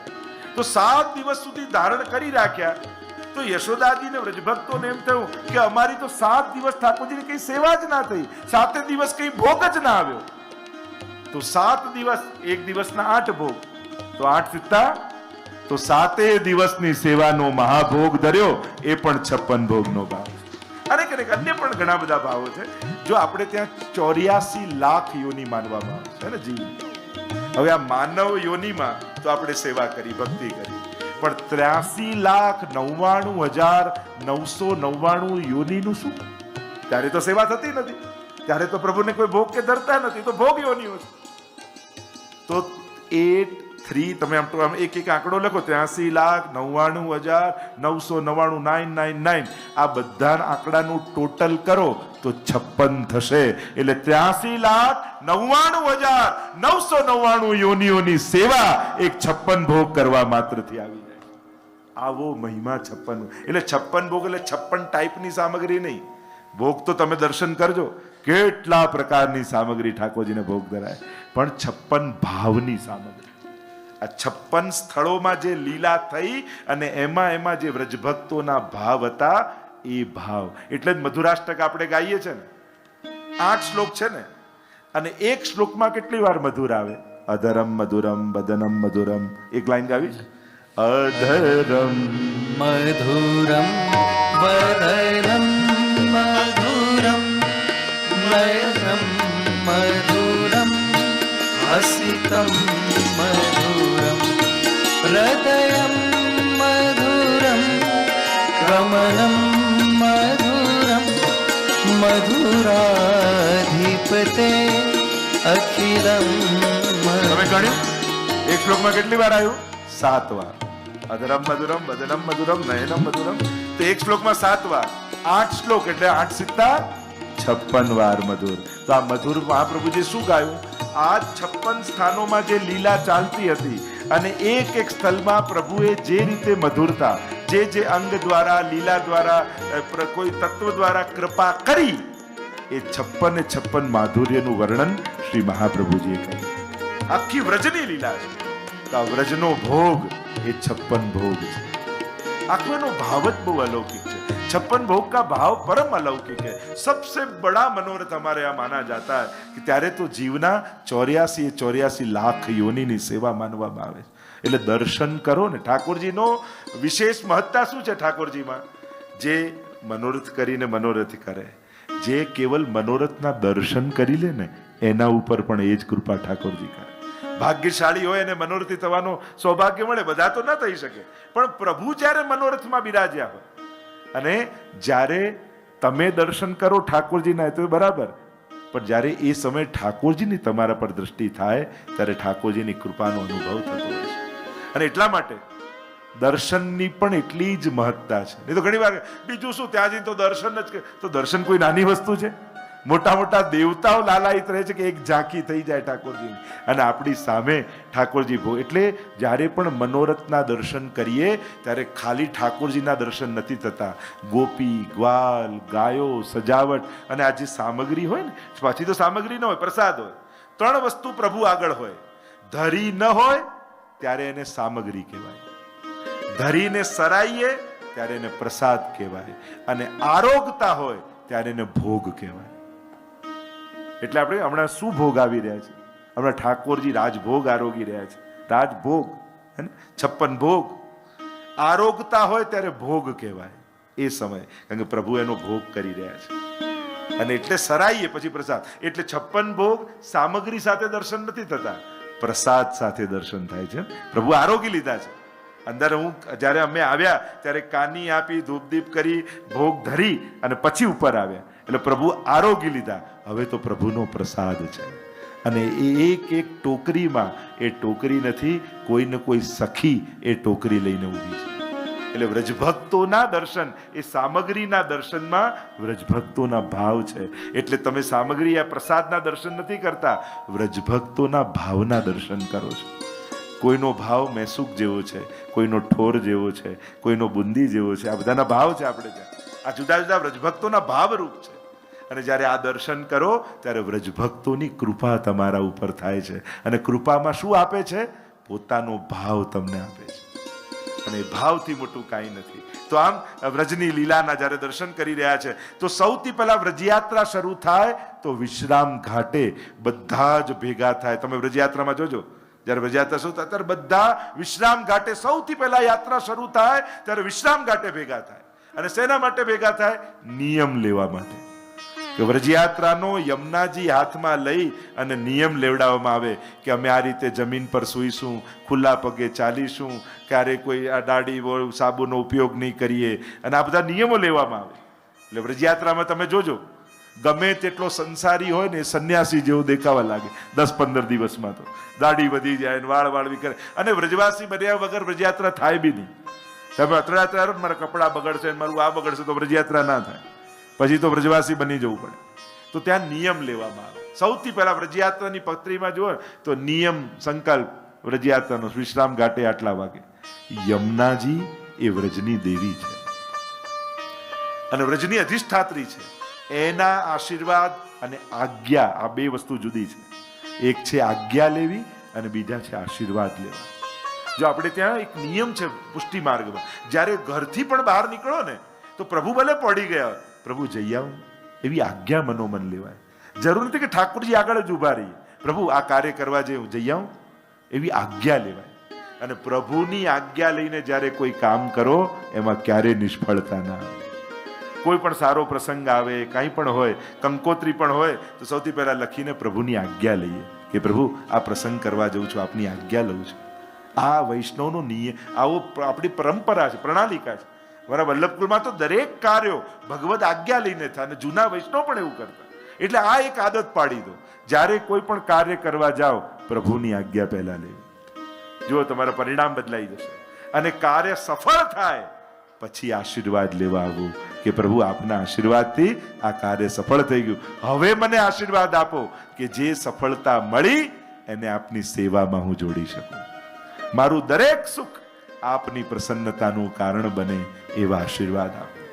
એટલે મંગળાના દર્શન એ આજ્ઞા લેવાના દર્શન કે પ્રભુ એવી આજ્ઞા આપો કે આજનો આખો મારો દિવસ આપ રાજી થાઓ એ રીતે મારા કર્મો થાય. અને શયનના દર્શન એટલે આશીર્વાદ લેવાનો સમય કે આપના બહુ મોટા આશીર્વાદ મળ્યા. આજે આખા દિવસમાં કોઈ એવું કામ ન થયું જે આપને ન ગમતું હોય, આપ પ્રસન્ન થાવ એવો મારો દિવસ ગયો. એટલે શયનના દર્શન એ આશીર્વાદ લેવાના. એટલે અધિક મહિનામાં તો ખાસ નિયમ લેવો જોઈએ. એમ ભલે તમે હવેલી નથી આવતા પણ અધિક મહિનામાં એક નિયમ લો, કોઈ પણ એક દર્શન ઠાકોરજીના કરવા ચોક્કસ આવીશ. હમણાં 7 દિવસ તો સપ્તાહ છે જ, એટલે ત્યારે તો રોજ દર્શન થવાના જ છે.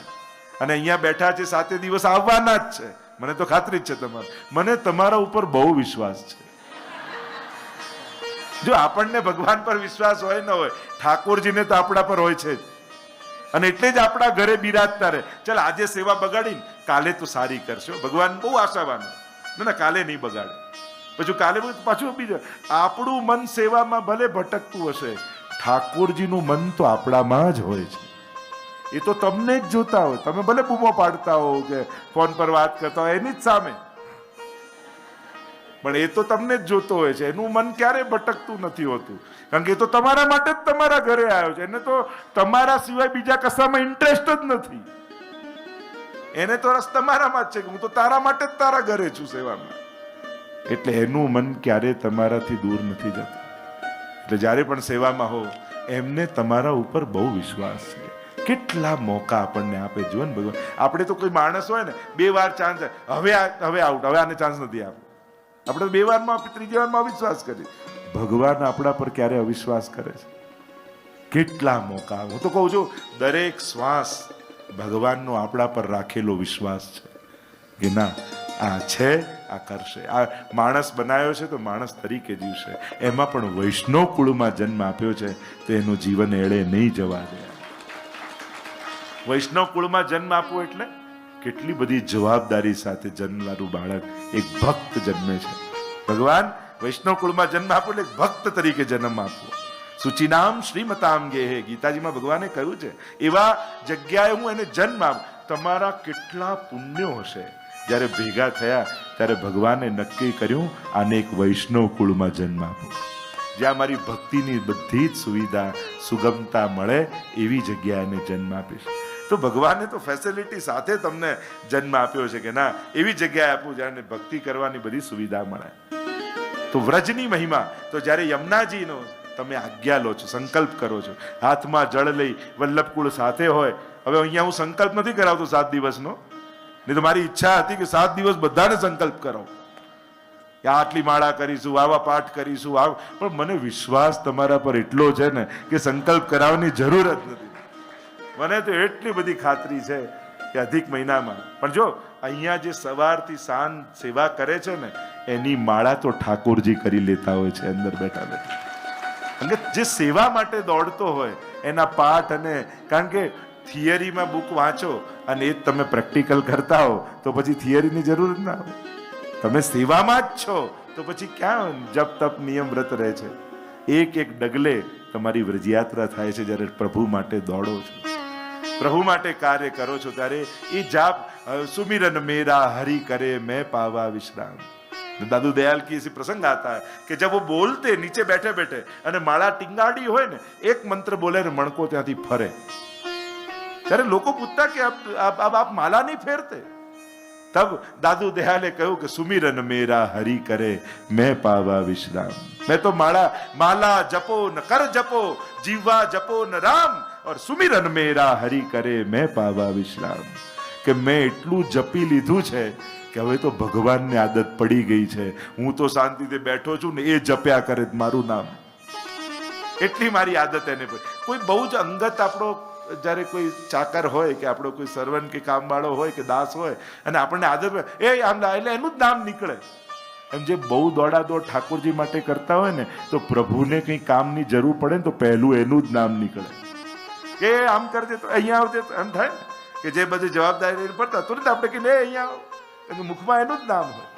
એમ તમે સેવા કરો છો તો ઠાકોરજીને તમારી એવી આદત પડી જાય છે કે પછી ઠાકોર, જેમ મુંબઈ ને બધામાં શું થાય છે, ઇન્ડિયા અને અહીંયા તમારે એવું જ થાય ને, નવો કામવાળો હોય ત્યારે કામવાળાને ટેન્શન હોય, કાઢી ના મૂકે, પણ એક વર્ષ થાય ને બધાને આદત પડી જાય પછી માલિકને ટેન્શન હોય, આ જતો ના રહે.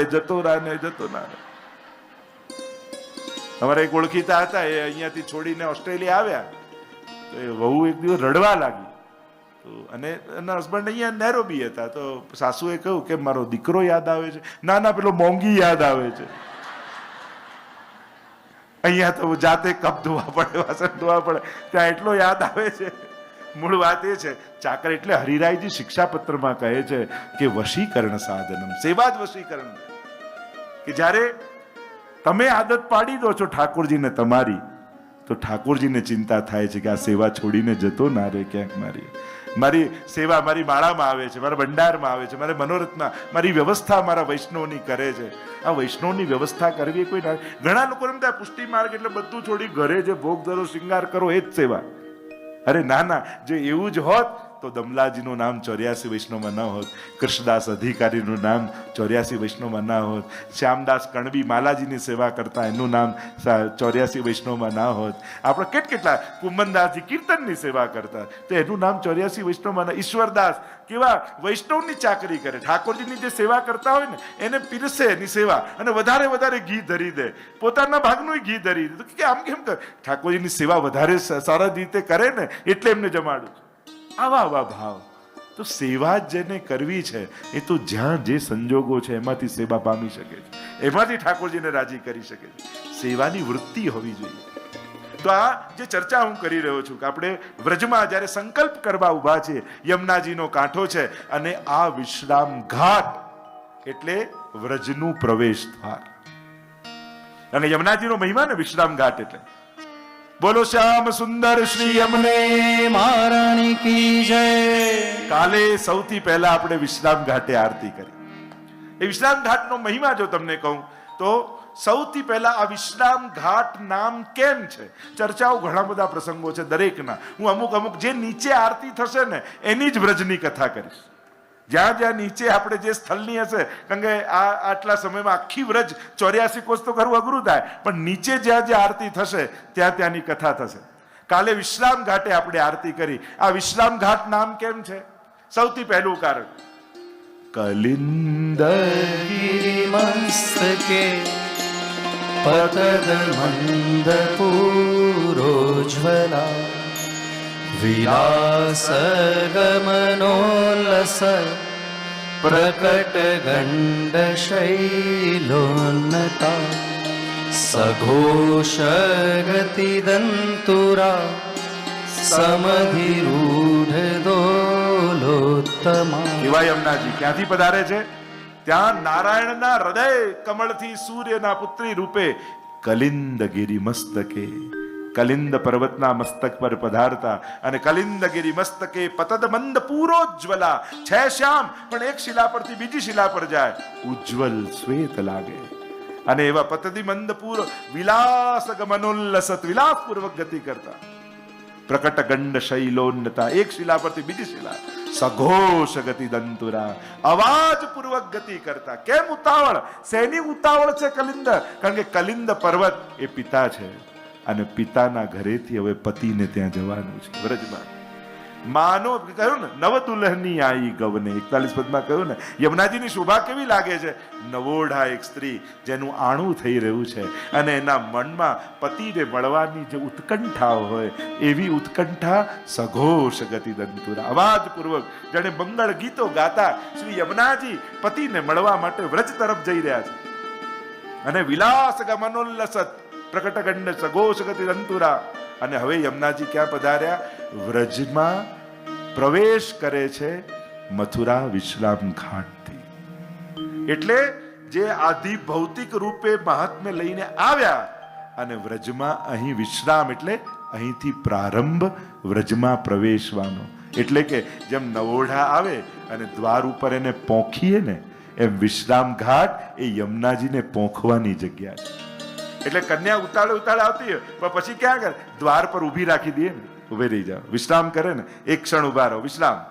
એટલે અહીંયા યમુનાજી વિશ્રામ કરી અને હવે વ્રજમાં સખી બનીને પ્રવેશ કરવાના છે. એટલે યમુનાજી તો નમત કૃષ્ણ તુર્ય પ્રિયામ છે ને, એટલે વિશ્રામ ઘાટ એટલા માટે છે કે પિતાને ત્યાંથી આવી વિશ્રામ કરી અને દ્વાર પરથી હવે પ્રવેશ કરવાના છે પતિને ત્યાં.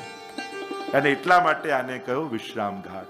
એક બીજો ભાવ એ કહ્યો, એક બીજી ભાવના એ છે કે જ્યારે કંસનો વધ કર્યો ભગવાને દાઉજીએ અને બહુ શ્રમિત થયા, કારણ કે મલ તોષલ કૂટ આ બધા મલ્લો હતા ને, સલ તોષલ કૂટ ચાણુર મુષ્ટિક બધાને માર્યા, કંસને માર્યા અને પછી થાક્યા તો ભગવાને અહીંયા આવીને વિશ્રામ કર્યો આ સ્થળે યમુનાજીના કાંઠે, એટલે એનું નામ પડ્યું વિશ્રામ ઘાટ. ત્રીજો એક ભાવ વિશ્રામ ઘાટનો, અનેક અનેક ભાવનાઓ છે. આ એ સ્થળી છે કે જ્યાં અનેક પ્રકારની લીલાઓના વર્ણન કરવામાં આવે છે. એક ભાવ એમ કહ્યું કે આ વિશ્રામ ઘાટ સ્વામીજીની કુંજ છે. અને જે પ્રસિદ્ધ કથા છે, ઠાકોરજી અને સ્વામીજીએ માન ધરવાની લીલા કરી અને રિસાવાની લીલા. રોજ માન ધરતે और फिर रास करते. એટલે જ આપણે ત્યાં માનના પદ ગવાય છે ટાઈમે, અને પછી માન હરે ઠાકોરજી અને પછી રાસ થાય. એટલે માન ધર્યું, ઠાકોરજી સ્વામીજીને મનાવે, સ્વામીજી ઠાકોરજીને મનાવે. પ્રભુ તો પરમ ચતુર છે, સ્વામીજીને તુરંત મનાવી લીધા. હવે માન ધરવું એટલે રિસાવવું. તમે બધા જાણો છો રિસાવવું કોને કહેવાય? ના, નેરોબીના લોકોને તો ખબર ના હોય રિસાવવું શું હોય. અને સદા પ્રસન્નતામાં રહેતા હોય એને રિસાવવું ક્યાંથી ખબર પડે? અને ઘરે તો બિલકુલ નહીં રિસાતા હોય, એ તો ખાતરી જ છે. તો રિસાવવું, માન ધરવું. નેરોબીના વૈષ્ણવની તો વાત જ જુદી છે. બોલો શ્યામ સુંદર શ્રી અમને મહારાણી કી જય. આ તો બીજા બધા લોકોની વાત કરે. માન ધરવું. હવે ઠાકોરજીએ માન ધર્યું, સ્વામીજી તો મનાવીને થાક્યા. ચંદ્રાવલીજીને બોલાવ્યા, લલિતાજીને બોલાવ્યા, વિશાખાજીને બોલાવ્યા, કોઈનાથી ન માન્યા. ત્યારે યમુનાજીને વિનંતી કરી. અને રાસમાં પ્રભુએ જે વસ્ત્ર શૃંગાર પહેર્યા હતા, રાસના વસ્ત્ર શૃંગાર કયા? શ્રીઅંગ પર કાચની અને મસ્તક પર મુગટ. મુકુટ કાચનીનો શૃંગાર એ રાસનો શૃંગાર છે.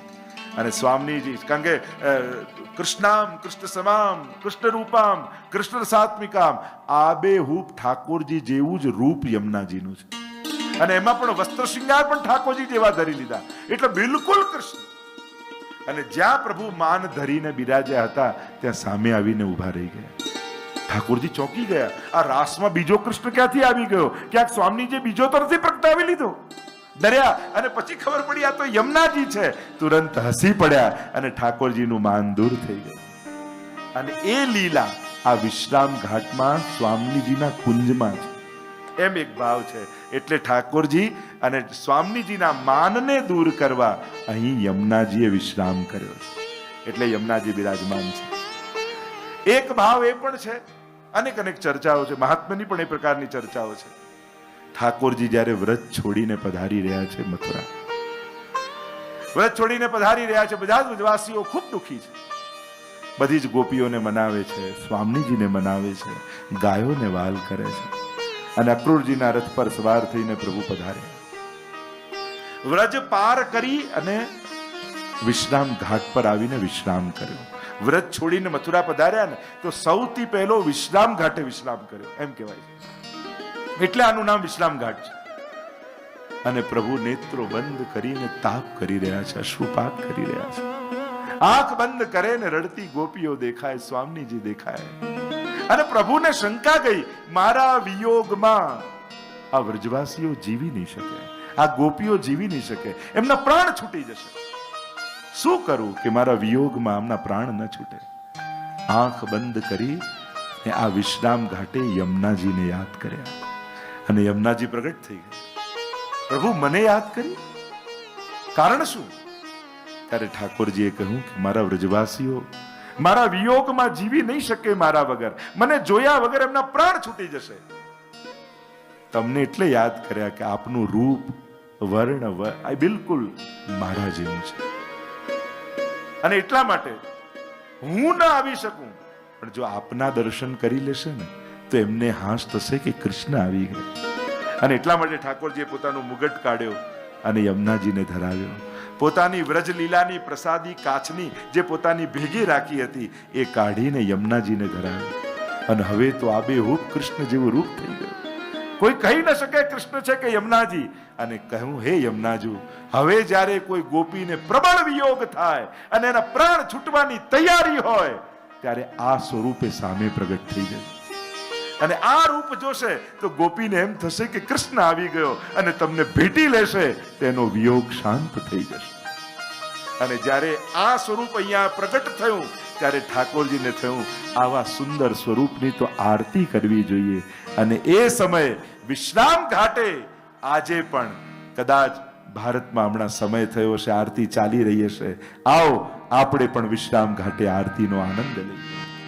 જય જય શ્રી યમુના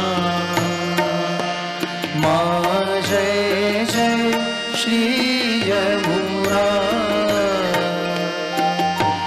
જોતા જન્મ સુધાર્યો, જોતા જન્મ સુધાર્યો, ધન્ય ધન્ય શ્રી યમુના. મોટી જ્યોત સાથે આરતી ઉતાર્યા. શ્યામલરી સુરત મૂરત માધુરી, મૂરત માધુરી, પ્રેમ સહિત પટરાણી, પ્રેમ સહિત પટરાણી, પરાક્રમે પૂરા. મા જય જય શ્રી યમુના. ગહ્વર વન ચાલ્યા ગંભીરે ઘેર્યા, મા ગંભીરે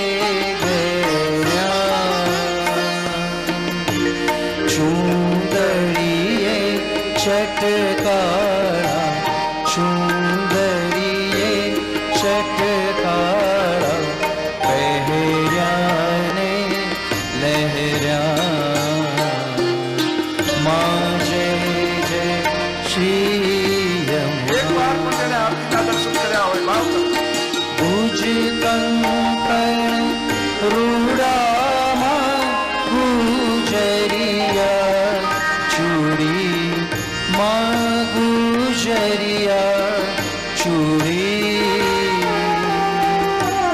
બાજુ બંધને બેરખા, બાજુ બંધને બેરખા, પહોંચી રત્નજડી. મા જય જય શ્રી યમુના. ઝાંઝરને ઝમકે માં વિછિયાને ચમકે, માં વિછિયાને ચમકે, ને પૂરને નાદે માં, ને પૂરને નાદે માં, ઘૂઘરીને ધમકે. મા જય જય શ્રી યમુના. સોળે શણગાર સજા માનક વેસર, મોતી માનક વેસર મોતી, આભરણ માં ઓછો, આભરણ માં ઓછો, દર્પણ મુખ જોતા. મા જય જય શ્રી યમુના. તટ અંતર રૂડામાં શોભિત જળ ભરી વરિયા મન વાંછિત મુરલીધર મન વાંછિત મુરલીધર સુંદર વરવરિયા મા જય જય શ્રી યમુના લાલ કમલ લપટ્યામાં જોવાને જ્ઞાતા માં જોવાને જ્ઞાતા કહે માધવ પરિક્રમા કહે માધવ પરિક્રમા વ્રજની કરવાને જ્ઞાતા માં જય જય શ્રી યમુના બોલીએ શ્યામ સુંદર શ્રી યમને મહારાણી કી જય જય જય શ્રી યમુના માં જય જય શ્રી યમુના જોતા જન્મ સુધાર્યો જોતા જન્મ સુધાર્યો ધન્ય ધન્ય શ્રી યમુના માં જય જય શ્રી યમુના માં જય જય શ્રી યમુના માં જય જય શ્રી યમુના માં જય જય શ્રી યમુના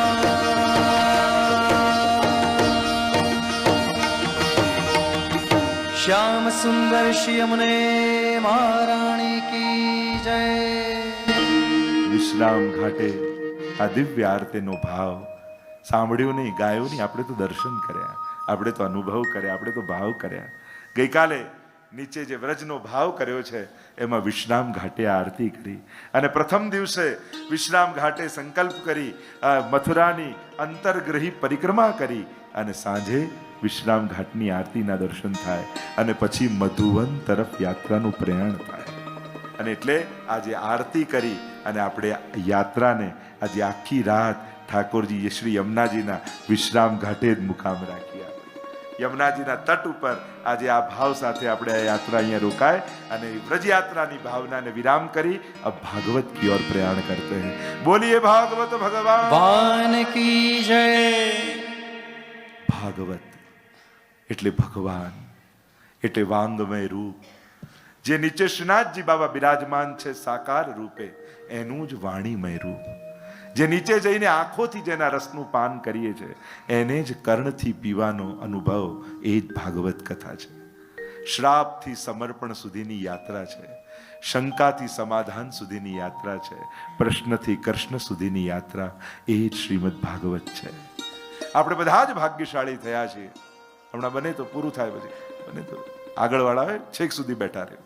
બોલીએ કૃષ્ણ કનૈયા લાલ કી જય ગોવર્ધન નાથ કી જય શ્રીમદ ભાગવતની આ દિવ્ય યાત્રા પ્રકાર એવો છે કે આખી ભાગવતનો કથાનો પ્રારંભ કરતા પહેલા 6 અધ્યાયમાં મહાત્માની કથાનું વર્ણન કરવામાં આવ્યું જે પદ્મ પુરાણ અંતર્ગત છે. 6 અધ્યાય એટલા માટે કારણ કે ભગવાનની કથા છે ને. ભગવાન કોને કહેવાય? ધન જેની પાસે હોય ધનવાન, ભગ જેની પાસે હોય ભગવાન. ઐશ્વર્ય, વીર્ય, યશ, શ્રી, જ્ઞાન અને વૈરાગ્ય આ 6 ગુણને કહેવાય ભગ અને ભગ જેને ધારણ કર્યા એને કહેવાય ભગવાન. तो 6 गुण એટલે 6 अध्याय. आइए मंगलाचरण द्वारा प्रवेश करते हैं. सच्चिदानंद रूपाय विश्वोत्पत्त्यादिहेतवे तापत्रय विनाशाय श्री कृष्णाय वयं नमः. શ્રી કૃષ્ણાય વયમ નમઃ. શ્લોકનો અર્થ તો લાંબો થશે તો કાલે ચર્ચા કરીશ. આ તો એક શુકન રૂપે મંગલાચરણ કર્યું કારણ કે મંગલ આચરણ, મંગલ વિચાર, મંગલ ઉચ્ચારણ આ બધું મંગલાચરણ જ છે. તમે દિવસની શરૂઆત પ્રભુના નામથી કરો ને તે મંગલાચરણ જ કહેવાય. તમે કોળીઓ પહેલો મોઢામાં જે મૂકો, બધું તો ભગવાનને નથી ધરી શકતા, આટલું તો કરી શકો ને. 3 વાર શ્રી કૃષ્ણ શરણમ મમ, શ્રી કૃષ્ણ શરણમ મમ, 3 વાર ભગવાનને યાદ કરીને પહેલો કોળીઓ જ્યારે લઈશ ત્યારે ભગવાનને યાદ કરીને લઈશ. આટલો નાનો નિયમ તો ચલો અધિક માસ પૂરતો બસ. તમે કોઈ એટલી છૂટ તમને આપો. અધિક માસ ચાલે છે એટલે હમણાં તો ભક્તિનો મોસમ ચાલી રહ્યો છે અને સિઝન આવે ને ત્યારે બીજ વાવી જ દેવા જોઈએ. પછી સિઝન જતી રહે પછી વાવવા જાવ થોડી ઉગે. આ તો અત્યારે મોસમ ચાલી રહી છે અને એટલો સારો મુહૂર્ત છે ને અધિક મહિનામાં, એટલે જે નિયમો લેવા હોય લઈ જ લેજો, કાયમ માટે થઈ જશે. એટલું સરસ. તો મૂળ વાત, પહેલો શબ્દ બોલું આ અધિક મહિનામાં ત્યારે નક્કી કરું પહેલી વાર 3 વાર ભગવાનનું નામ લઈશ, શ્રી કૃષ્ણ શરણમ, પછી જ કોઈ શબ્દનું ઉચ્ચારણ કરીશ. એક અમારા બહેન પરિચિત છે, અમેરિકામાં રહે છે, એણે નિયમ લીધો છે કે પહેલા આપની કથા સાંભળવી પછી જ કોઈનો ફોન ઉપાડીને વાત કરી. ત્યાં સુધી કોઈનો વાત જ. એકવાર એના દીકરાનો ફોન આવ્યો તો ઉપાડી લીધો, પછી કે 1 મિનિટ મૂકું છું પછી વાત કરું, પછી કે મોબાઈલમાં 2 મિનિટ મેં સાંભળ્યું પછી વાત કરી. લોકોના નિયમો કેવા, ખરેખર કહું છું, લોકોના નિયમો એવા સુંદર હોય છે. કહેવાનો મારો અર્થ, ભગવાનને યાદ કરીને પછી વાત કરીએ, સૂતા પહેલા પ્રભુને યાદ કરીએ. ના નિયમો દ્વારા આપણે ભગવાનને, જો ટ્રેન આખી હોય 10-20 ડબ્બા હોય, એન્જિન સાથે કેટલા ડબ્બા જોડાયેલા હોય? એક જ ને. પછી તો કડીઓ હોય. એમ ભગવાન જોડે એક નિયમથી પણ જોડાઈ જશો ને તો બાકી બધા સંકલ્પો તો પાછળ આવશે. તમને થાય કે 1 વાર 3 વાર નામ લેવાથી શું થાય? આ એક કડી છે. એક નાનકડો સત્કર્મ ક્યારે કેટલા મોટા પુણ્યોને ખેંચીને લઈ આવે ખબર એ ન પડે આપણને. ખાલી દર્શન આવવાનો કરવાનો નિયમ હોય એટલામાં ખબર પડે અહીંયા તો કથા થવાની છે, લાવને પોથી હું લખાવું, ભાગવત પછી ભાગવત લાવને હું સેવા પધરાવું કથામાં. તો કેટલા લોકોને મેં એમ જોયા છે, એક નાનકડો નિયમ એને સત્માર્ગમાં કેટલો આગળ લઈ જતો હોય છે. આપણને લાગે 1 વાર દર્શન કરવાથી શું થાય? તમારા માટે નાનું છે, ભગવાન માટે નાનું નથી. બીજ નાનું જ હોય. કોઈ એમ કે આ બીજ છે ને, આમાં મોટું વૃક્ષ, 1000 પાંદડાઓ, 1000 ફળ છે, તમે માનો? આટલા બીજમાં કઈ આવતું હશે? પણ એ બીજને વાવો તો એમાંથી જ બધું ઉગતું નથી. એક નાનકડા સંકલ્પને વાવો, એમાંથી 1000 પુણ્યોના ફળ ઉગશે. એટલે નાનું ન માનો. એક નાનકડું સત્કર્મ કેટલા મોટા ચમત્કારોને સર્જી શકે છે. અને થાય છે ચમત્કારો. આ બધા સાક્ષી છો, એના અનુભવી છો. એક નાનકડા સંકલ્પે, એક નાનકડા સંગે, એક નાનકડા કોઈ કાર્ય આપને કેટલા મોટા પુણ્યો સુધી લઈ ગયા છે. તો આ પ્રભુની કૃપા છે. તો શ્રીમદ ભાગવત એ સંકલ્પથી શ્રીજી સુધી જવાની યાત્રા છે. તો આજે કથાને વિરામ તરફ લઈ જાઉં, કારણ કે નીચે 56 ભોગના પણ આપણે બધાએ દર્શન કરવાના છે. અને પછી 56 ભોગના દર્શન કરી નીચે આજે પાછી યાત્રામાં આરતી થશે. અને આજે જુઓ ક્યાં આરતી થાય છે, પછી કથામાં એ આવશે. અને ત્યારબાદ મહાપ્રસાદનું ગ્રહણ કરીશું. તો આપણો એક સુંદર શરૂઆત. રોજ બને તો કાલે 3:45 વાગે જ આવી જજો, જેથી પોથીનું પૂજન 4:30 સુધી થઈ જાય. અને કાલે પછી ટાઈમ નક્કી કરવો પડશે. શરૂ થઈ જશે 4 વાગે તો, એટલે પછી કોઈ હોય કે ન હોય. અમારા પુનિત મહારાજ તો બધા નિયમના બહુ પાકા છે. આ તો હું કંટ્રોલમાં રહે, એમને તો કેટલા મંત્રો ને કેટલા વિધિ વિધાન, એમને તો ઘણો એટલા બધા નોલેજ વાળા છે. પણ સમયની મર્યાદામાં રાખીને એ પ્રકારે પૂજન આપણે કરીએ છીએ. અને એ પ્રકારે કાલે 4 વાગે સાર પૂજન પ્રારંભ થઈ જશે. એટલે હવે તમે કરી શકો નહીં કરી શકો તમારા ઉપર છે. પણ 4 વાગે એટલે 4:30 કથા અહીંયા પ્રારંભ થઈ જ જશે. કારણ કે મારી બહુ ખરાબ આદત એક એ છે કે ટાઈમ પર રહેવાની એવી ખરાબ આદત પડી છે ને કે બધું સમય પર. મને ખબર હોય કથામાં મોડું થવાનું છે, છતાંય હું તો મારા ટાઈમે ઉતારે તૈયાર જ હોઉં રૂમમાં. મને ખબર હોય કે મોડું થવાનું છે, છતાંય હું તો મારી જાત જોડે બેવફાઈ ના કરું, પોતાની જોડે તો ઈમાનદાર રહું કે આપણે તો આપણા ટાઈમ, આ કથાનો ટાઈમ, મારો તો ટાઈમ ચાલુ થઈ જ ગયો. પછી ભલે ભગવત નામ લેતા હોઈએ, માળા ફેરવતા ભગવત નામ, પણ આપણો તો ભગવાન સાથેનું કમિટમેન્ટો એ ચાલુ જ હોય. એટલે એમની સાથે કથાનો જે ટાઈમ હોય એ તો આપણો સ્ટાર્ટ થઈ જ જાય. પણ અનુકૂળતા, અમારો કોઈ બહુ હઠાગ્રહ પણ નથી હોતો. અને મોડું થાય તો એમાં મને ટેન્શન નથી થતું હોતું. ઘણીવાર બહુ ટાઈમના પાકા હોય ને થોડું મોડું થાય ટેન્શનમાં આવી જાય. તો મને ટેન્શન ના થાય, જ્યારે થાય ત્યારે, પણ સમય પર થાય તો એટલો વધારે આપણે લાભ લઈએ. પણ સમય પર રહેવું, જે સમયનું માન રાખે સમય એનું માન રાખે. જે સમય સાચવે સમય એને સાચવી લેતો હોય છે, અને જે સમય ગુમાવી દેતો હોય છે પછી જીવન એને ગુમાવવું પડતું હોય છે. સમય જ છે ને જિંદગી, એટલે શું? સમય જ હે ને? ટાઈમ જ છે, બીજું શું છે? અને એ આપણે ગુમાવી દઈએ તો આપણું જ નુકસાન આપણે કરીએ છીએ. અને એટલા માટે કાલે આપણે બધા જ સમયસર 4 વાગે પૂજન પ્રારંભ થશે, 4:30 કથા શરૂ થશે, અને પછી વ્રજની મહાત્મ્ય ભાગવતની કથા, બધાનો આનંદ લેતા લેતા અમારા બધા જ મનોરથી પરિવારની એટલી ભાવના, એટલો બધો મનોરથ, આપ બધાનો જે ઉત્સાહ અને સંકલ્પ, કેટલા મનોરથોની તૈયારીઓમાં આપ લોકો કેટલા સમયથી લાગેલા છો, અને એ બધા લાડ ઠાકોરજીને લડાવવાના છે. અને યુટ્યુબના માધ્યમથી અમારી જે દ્વારકેશલાલજી ઇન્ટરનેશનલ વૈષ્ણવ સંઘ એ જે ચેનલ છે એનામાં કાલથી એ લાઈવ ટેલિકાસ્ટ પણ એનો તમને ડી લાઈવ, એટલે આજની કથા કાલે આ બધા પ્રસંગો તમને જોવા મળશે, તો તમારા ચિત્ત પરિચિત એ લોકોને પણ આ કથાનો લાભ મળશે. તો આજની કથાને વિરામ આપતા બોલો ગોવર્ધન નાથ કી જય, વલ્લભાધીશ કી જય, સુંદર શ્રી અમને મહારાજ કી જય, ભાગવત ભગવાન કી જય, ગોપાલ લાલ પ્યારે કી જય.